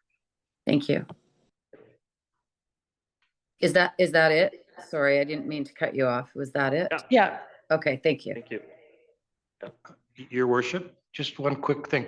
Transportation demand management is what we were referring to when we talked about TDM, just for people's benefit. So it's ways to reduce the parking demand by supplying other things other than parking spaces. Okay, great, thanks. So can staff clarify how the payment for the 2-lane allowances will be calculated? The staff report says it will be a minimum of $3,120,000. Will these funds be earmarked for affordable housing? So the negotiation is based on existing land value, and if council approves the rezoning, the value will reflect rezoned value of these lanes. So the allocation of this fund is completely at the discretion of council and is a separate process. So at this time, the fund is not earmarked for a particular purpose. Thank you. Okay. Next question is, we have significant parking issues in all our centers. With a parking management plan that includes pay parking, with staff asking for an accelerated approach, why are we continuing to support deficits in stalls when we already have such big issues that will eventually also impact commercial businesses in the area? So first, I'll provide a response and then I'll pass it over to the applicant team. So engineering staff continue to advance the strategic transportation plan, taking into consideration existing and future transit opportunities and supporting mode shifts such as enabling bike and pedestrian infrastructure through redevelopment such as the Sealand Center project. There also seems to be a question regarding the parking ratio related to whether the parking is sufficient to look after the needs of the residents, customers, and staff of the facility of the development. So I'm bundling these questions or answers, together. In terms of the specific impact of the proposed parking in this development, I will ask Jane or someone from the applicant team to comment. But what I would preface is that overall, the ratios for the strata, rental and below market are in line with the requirement of the district's alternative vehicle parking rate policy. However, they are required to provide at least 46 dedicated commercial spaces to support the commercial uses, as well as at least 11 dedicated spaces for the childcare to support the viability of these businesses. And then in terms of the specific impact of the proposed parking, staff have reviewed the applicant's transportation impact study or assessment. And then, as I mentioned, if council is interested in hearing more about that, Jane from King Clune, their transportation consultant, could potentially follow up. Okay. Yeah. Jane, would you like to add Have anything? some additional comments? Sorry, I missed my cue there. I was going to say exactly what you said, is that in terms of a deficit, we are in fact meeting the policy requirements. In fact, we're slightly in excess of the current application, but I can share with you that my client is open to considering expanding potentially the third level of parking if parking continues to remain a major issue for district and mayor and council. Right now, the plan has 2.5 levels of parking, and there is a possibility of expanding the third level if necessary. Okay. Your Worship, just one of the things to be aware of is that costs a lot of money to build parking in an underground garage, and costs will accrue to the project as a whole, and other things may not have to, may not be able to be built as well. We've tried, this is a balancing act in terms of providing as many amenities as we can, and also meeting all of the district's requirements. We've done that. But if it were up to me, I'm a planner, transportation engineer might give you a different response. But to add more parking stalls when you could have the ability to provide more daycare spaces or this or that or the other thing, that's a broader community benefit. That's a consideration. And I think the district's done a lot to balance those different things, and we've adhered to the policies of the district. And I think that's the best I think you can expect. Yeah, I think I don't want to move away from the public hearing component of that we're engaged in. You're just going to hear some frustration from the community, from the council about this particular issue, because a lot of the areas further south, as we've built out the neighborhood and become more managed in the curb space, there's been a tremendous amount of stress felt by the occupants and residents. And so as the northern portion of Sealand gets built out, if it's not built with sufficient parking, your residents in both of the facilities are going to have an immense level of stress. The parking lot across the street, that's not going to be overflow parking forever. There's phase 2 plans. There's plans for adding more activities in that space, and Hunter eventually will be very time-limited parking. And so if your buildings don't build it in the building at this time, it's future stress and aggravation for your residents if this ratio is wrong. I don't think I want to get into more of a debate about that particular issue. It's just something we're seeing come up in the community. But at this point, they've complied with all of the District of North Vancouver's requirements for parking. And beyond that, it's a political decision that council members can make in their arguments when the matter comes back for second and third reading. Back to staff, please. Sorry, Councillor, I do need to go back to staff first. Yeah. Okay, thank you. So the next question is, how many parking spaces are provided for the other uses other than residential, including visitor and accessible stalls? So with visitors, there's 34 in the west building, 35 in the east building. And then for accessible stalls, consistent with the alternative vehicle parking rate policy, 4.5% of all parking will be required to be accessible, which means 30 stalls. But I do want to note that half of the spaces provided in the west building can be shared for commercial spaces under the alternative vehicle rate policy. So 17 spaces have been removed from their commercial minimum requirements. Okay. Thank you. So next question, we have from personal experience, the traffic flow around Compass and Apex at best is very tight.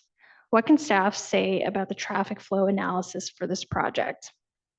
So as I mentioned, staff have evaluated the transportation impact assessment prepared by the applicant's consultant, and staff found the projected additional vehicle traffic generated by the proposed numbers of parking in this development to be manageable within the existing road capacity. Further, what is important to achieve from this development is significant improvements to the road network and additional features for the public realm surrounding the site, such as the active transportation upgrades through the delivery of the green spine, which I'll note begins on Fern Street, in addition to the protected bike lane along Mountain Highway. And then, of course, there's safety measures through roadwork design upgrades near Mountain Highway and Hunter Street, or the Hunter Street corner, to accommodate those transportation upgrades.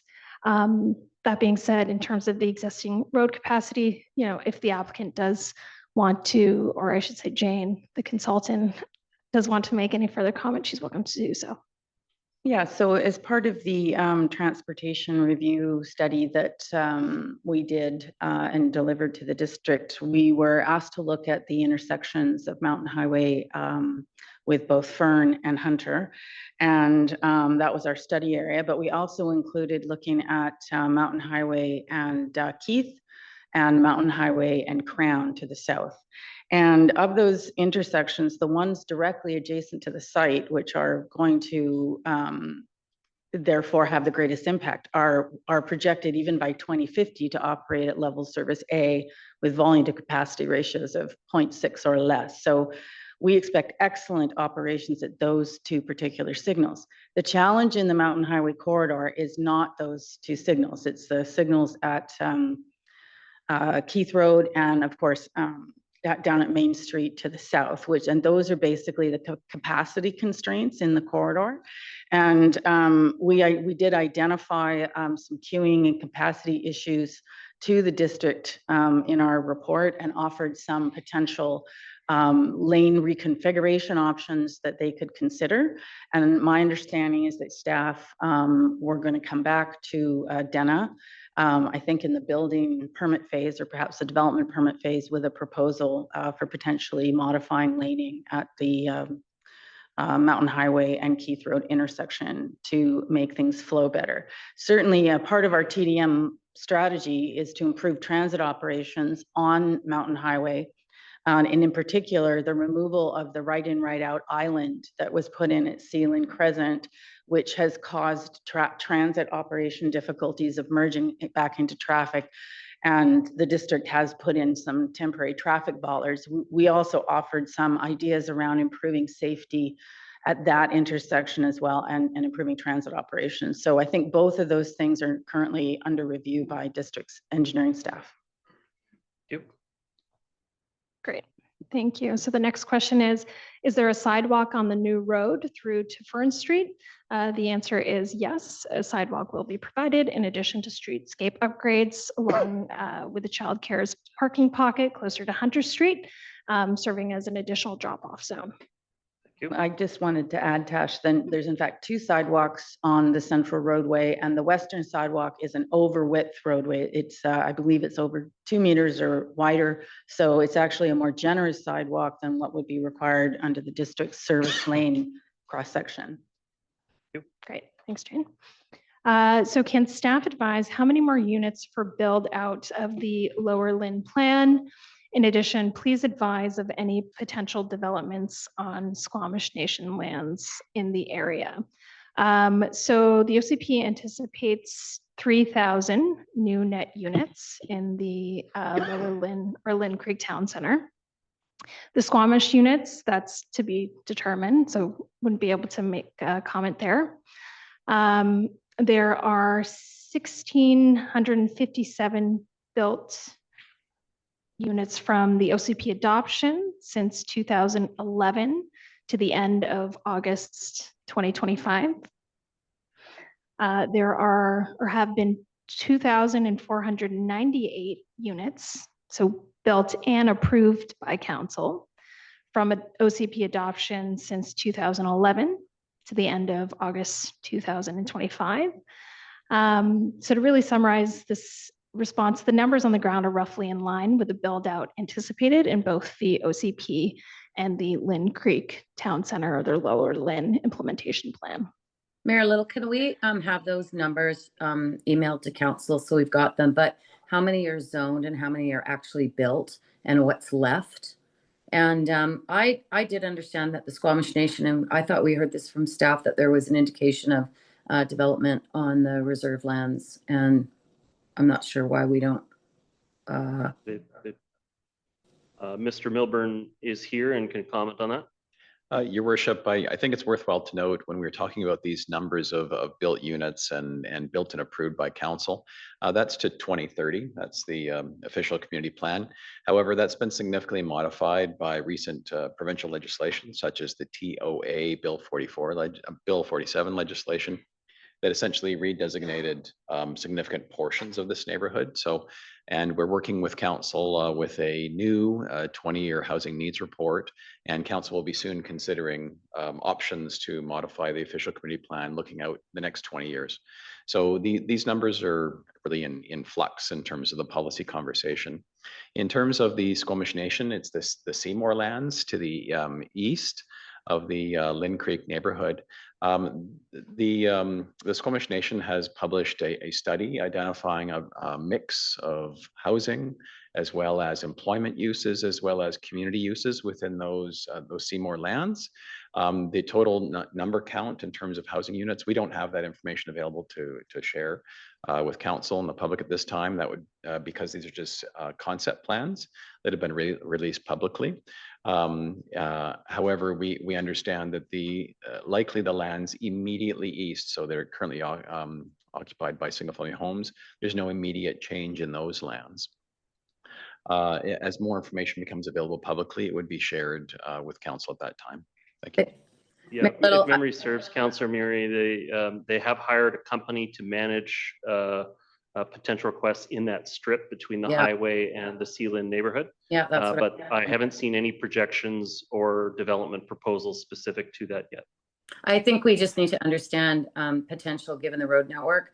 But I would like those numbers based on that TOA under the legislation that has been revised for development applications that were submitted, and now they have withdrawn those development applications lower down on Mountain Highway to take advantage of the legislation and the higher density and what that's going to do to the road network as well. But I would like to see those numbers zoned, built out, and what the balance is. We can provide those numbers. Okay, back to staff. Great. So a follow-up question or comment on residents having some priority to childcare. The goal would be to reduce the drop-off and pickup challenges we have when parents arrive in their vehicle. It's something to consider. We say thank you for that comment. It's a good one, and that's something the applicant can potentially take into consideration, and I will follow up with the applicant. Just to mention as well, Your Worship, if Stefan mentioned this early in his remarks, but it's worthwhile noting that we have an underground drop-off and pickup, so well removed from, it's underground parking traffic only, and that provides a direct access via elevator to the childcare facility, which is also raised above grade. So both the drop-off happening below grade and the daycare are removed from grade level traffic, which is a pretty unique thing. Back to staff. The next question is, if parking can be unbundled, what is the cost to rent or buy? So I will pass this question along to the applicant to provide an answer. Yet to be determined, Your Worship. It's going to be 3 or 4 years before we're in a position to offer, to rent, or to buy. But it will be what the market will bear, I guess. That's how it always works. The thing that we are providing that's beyond what the market would describe as the optimum price is the below market spaces, and those rents are going to be controlled. And there's 72. When I said spaces, I should have said homes that will be made available through this development for below market tenants. But just to clarify, while they will have their own allotment of parking stalls, those stalls will be offered at a market rate to whoever's interested. Correct. Sorry, Your Worship, you're quite right. I should have got onto the parking part too. Yeah, market rates. And no, typically in a strata building, people buy their parking spaces, so they would not rent them. They would be part of their mortgage, or if they pay cash, it'd be part of their ownership right off the bat. In rental buildings, it's quite often the case that you have an opportunity to rent the parking space in addition to your market rent. Yes. I think the point being that they're dedicated allotment for the below market units. We're not going to have a situation where when the building opens, the wealthier tenants are just going to grab all the parking spaces and the below market units would get access to no parking spaces. They have a dedicated allotment of parking spaces. Yeah, not as long as You're Dana correct. owns the facility for sure. Yeah.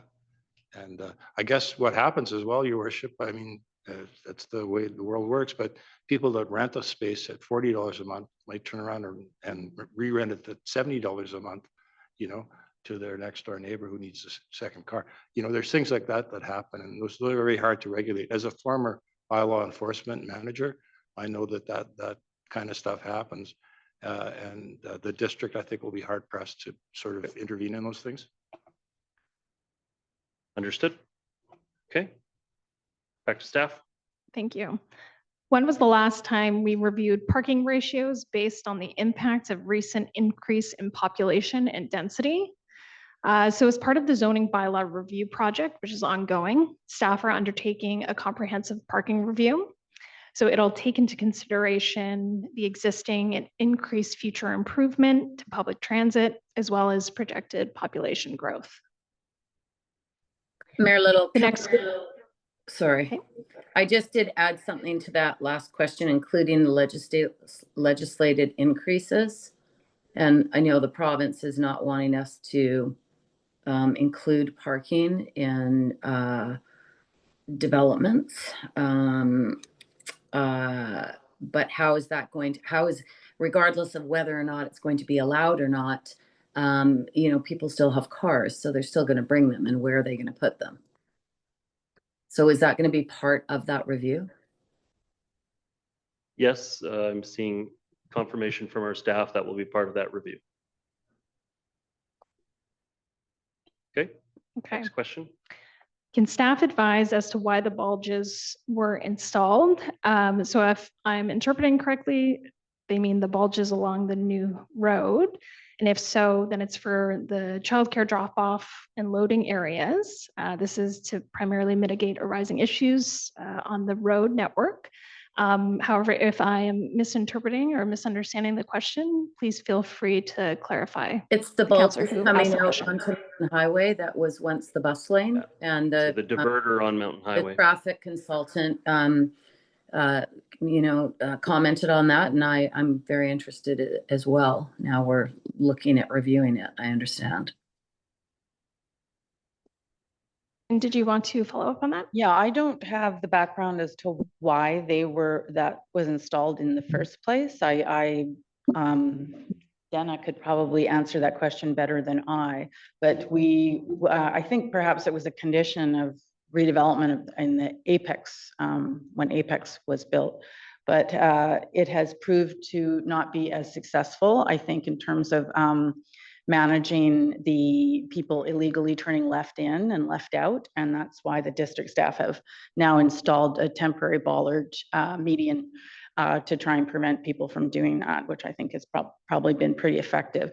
The other implication of that, the bulges, was that it forced bus drivers to merge into another lane, and that can slow down bus operations when they have to find a gap in northbound traffic. And so that's why we've suggested removal, because we think it'll improve transit operations, and a permanent median would improve safety as well. Thank you very much, Mayor Little. I think it's really important for us to understand why and how that decision was made. I was pretty surprised that it was made, and I had people tell me that they almost ran into those bulges because they thought they were going into a lane that was going to be able to allow them to head east. So I think we need to understand why some of these decisions are being made. Sans. Thank you very much. I believe we're up to date with the council clarifying questions. So I'm going to go back out to the public. Would anybody else like to address the hearing a first time? Probably thank you all to return to your seats there. Includes virtual participants. If you would like to make a comment, raise your virtual hand and we'll move you over. I see Corey Cost. If we can move Dr. Cost over as a panelist. And we also have put the sign up on the screen here. If people don't have access to those ways, they can always call into the system and use *9 to raise your hand. And then when you're called upon, use *6 to unmute your microphone. And that information is up on the screen and on the web telecast. At this point, I'm going to go to Dr. Corey Cost. Welcome. When you're ready, you have 5 minutes to address the hearing. Good evening, Your Worship and members of council. Just want to remind everyone that I moved to this Edgemont area where I currently reside in 1974. And I retired finally from traveling back and forth between the village area and the UBC in 2008. At the beginning of my career there, which preceded 1974, it was really easy to go to the North Shore. I would take the door to door, 25 minutes. It's a bit more today. And that's all caused by population and no expansion in the road systems.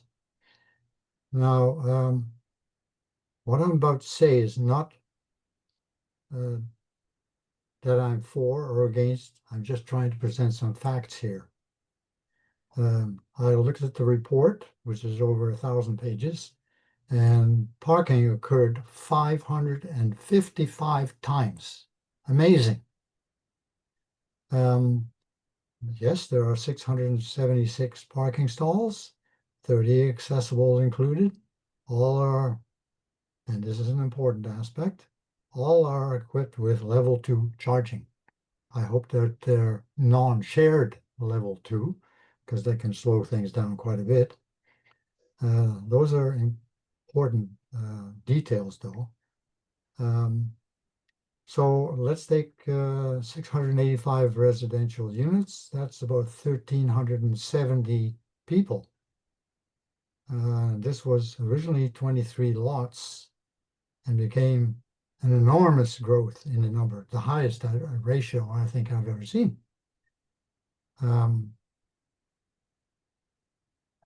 Now, there are 49 childcare spaces, but is that really suitable?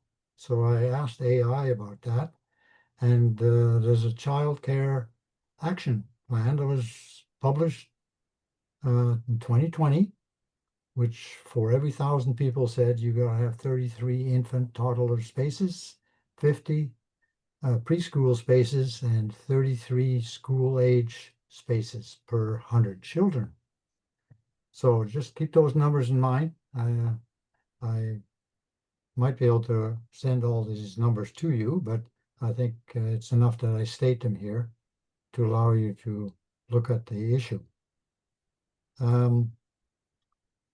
There's supposed to be, for this number of people, and multiplying by 8 acres required for each 1,000 additional people, about 11 acres of park space. But I see only a little green spine here, much less than even 1 acre. So I'm concerned about that. I'm also concerned about road noise. What steps have been taken to mitigate the noise that comes from the very nearby and large quantity and day and night traffic on those roads? How is that addressed? We really would like to know, of the 685 residential units, how many are 1 bedroom or smaller? Because I know there's been a lot of problems renting those or even purchasing those. So the proportion breakup of how many people are, how many bedrooms there are is important. Now, all the nice slides shown by the proponent show more cars than public seating spaces in that area.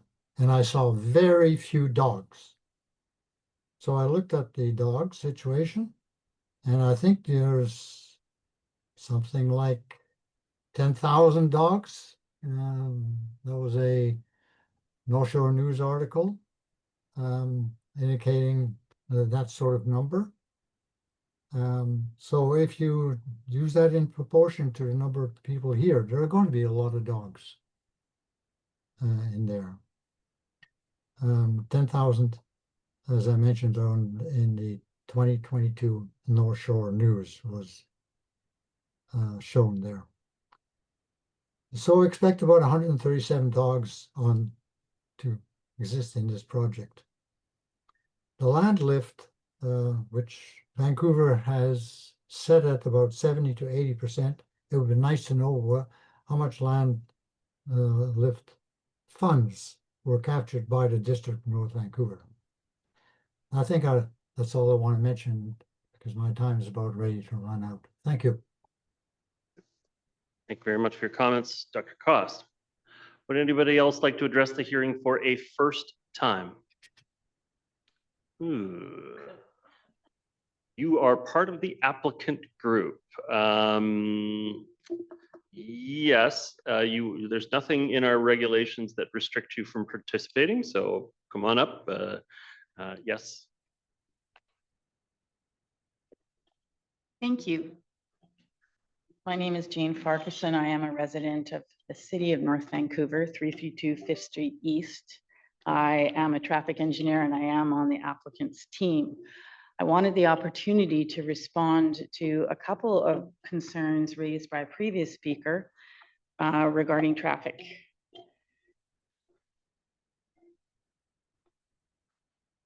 I'm just pulling up a site plan here that I'll be able to speak to, which will make more sense. So there was a comment that traffic will increase in the area due to this redevelopment, and that is the case. But as previously mentioned, the study that we did showed that the adjacent streets have the capacity to absorb this traffic. The total traffic will be, additional traffic will be about 4 to 5 vehicles a minute. And this traffic will split. It will not all go on to Fern Street. I think as you can see in this site plan, there are two access points to the underground parkades for the west side and the east side, which are linked to the new roadway that goes through the center of the site. So there's going to be no parkade accesses on Fern Street directly. If you're exiting this development and you wanted to go south on Mountain Highway, you're more likely to turn down to Hunter Street and turn left from Hunter Street onto Mountain Highway. If you're wanting to go north, you're more likely to turn onto Fern Street and then turn right onto Mountain Highway. Those are your basic two options to enter and exit from this development. And so it's my view that traffic will be fairly evenly split from the development onto Fern and onto Hunter Street. One of the other issues was brought up about a loading zone being very close to the apex driveway, and that is not the case, I believe, where the loading zones, they're a bit difficult to see on this diagram, but bear with me, I'll just describe them.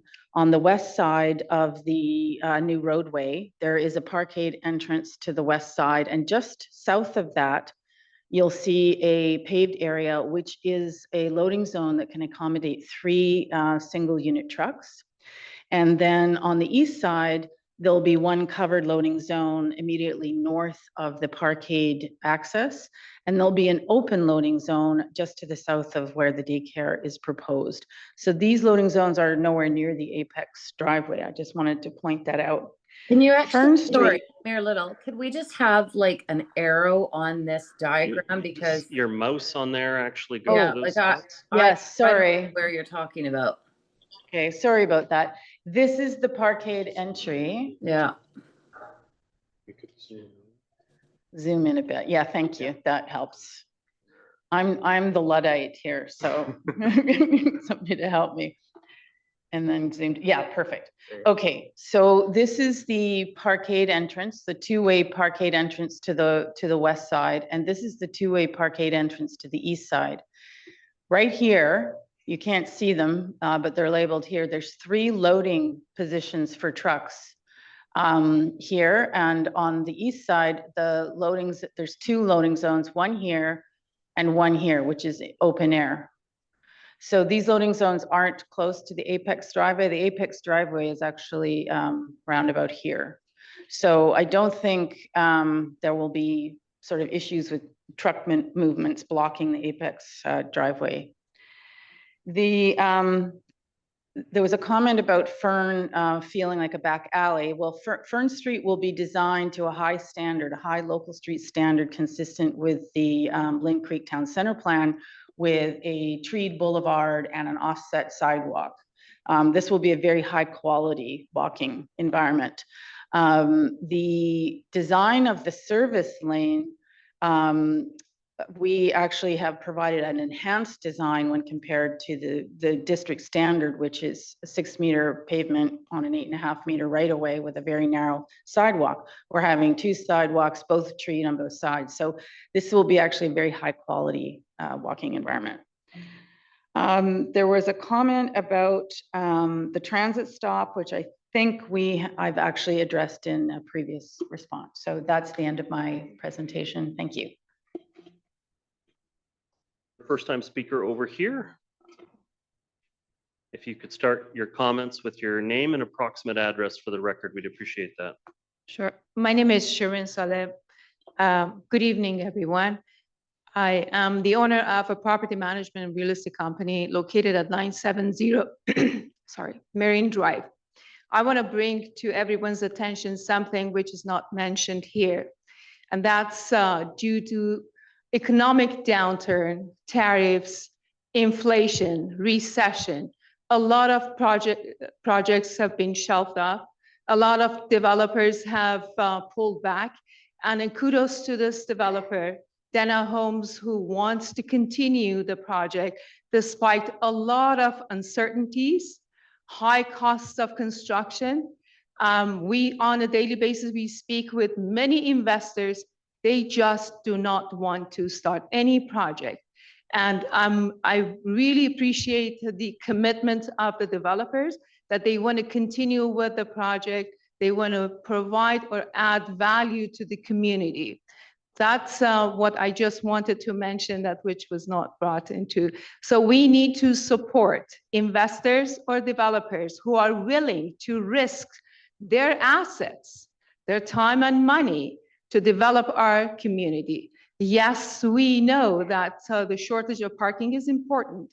However, the shortage of living space is more important.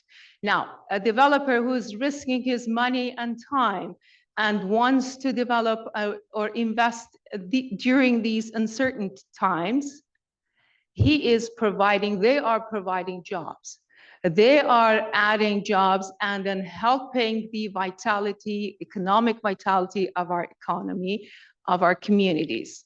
Thank you. Thank you very much for your comments. Would anybody else like to address the hearing for a first time? Again, virtual participants, if you want to raise your virtual hand or call in. Okay, then I'm going to ask, would anybody else like to address the hearing for a first or second time? I see no one raising. Oh, I see virtual participant Corey Cost. We can move Dr. Cost over as a panelist.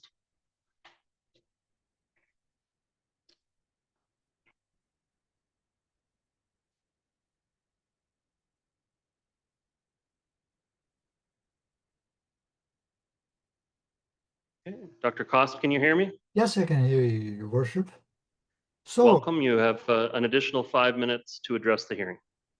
I thought I'd give some feedback about traffic. You know, each development generally are well within the capacity for the local streets or local storage or whatever.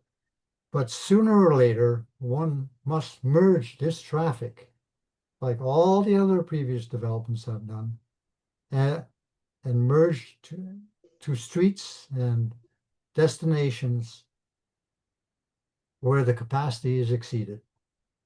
And once the capacity is exceeded, the congestion delay grows very rapidly. In fact, exponentially. It just backs up. The second arrows can only handle so much traffic. And what happens is it simply backs up and delays become really inordinate. So adding a small amount seems innocuous, but you should be aware that they may be the straw that broke the camel's back. That's all the point I want to make. Thank you. Okay, thank you very much for your comments, Dr. Cost. Would anybody else like to address the hearing a first or second time?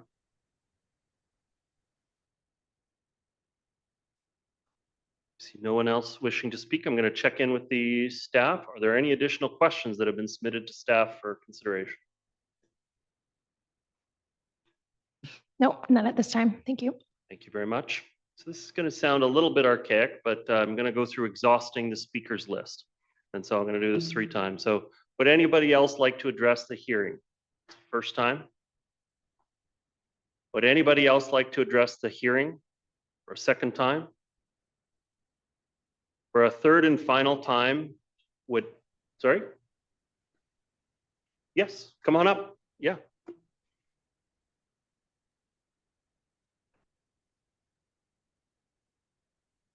Welcome. When you're comfortable, you have 5 minutes to address the hearing. If you could start with your name and approximate address. I will need you to sit in front of one of the microphones, please. Thank you. Yeah, Bita Mohammadpur. This is first time I come to hearing. I'm not very good in speech, but I decided to come because there is something in my mind is make me upset about this because first of all, Mr. Colin talked about the traffic, everything. That's my concern too. But the things about the rush hour, traffic, too many traffic in that building and the streets, traffic and pollution, more pollution will be when more building and this, the other things about when we bought this unit last year, it's, nobody said about it. Here comes a high rise exactly in front of us. It's very close to us, I can see. That make me upset because we wanted more view and they said, if they make it 4 years, 5 years later, it will be low rise in there, not this high rise I can see. And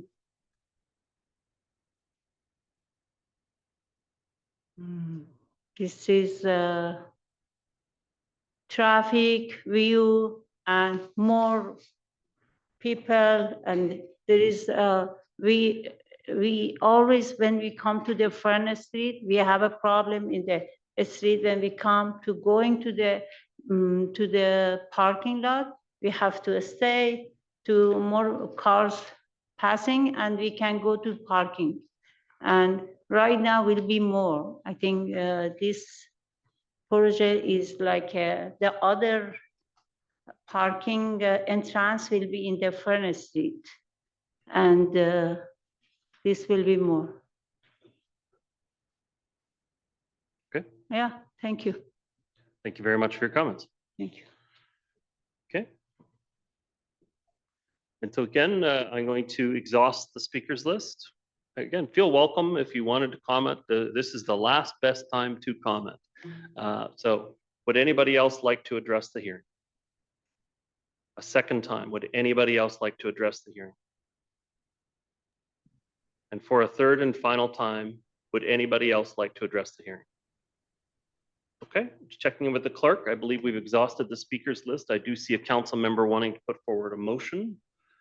Councillor Hanson, do you have a motion? I do. I move this hearing be closed and the matter be referred to second and third reading at the next suitable meeting of council. Thank you.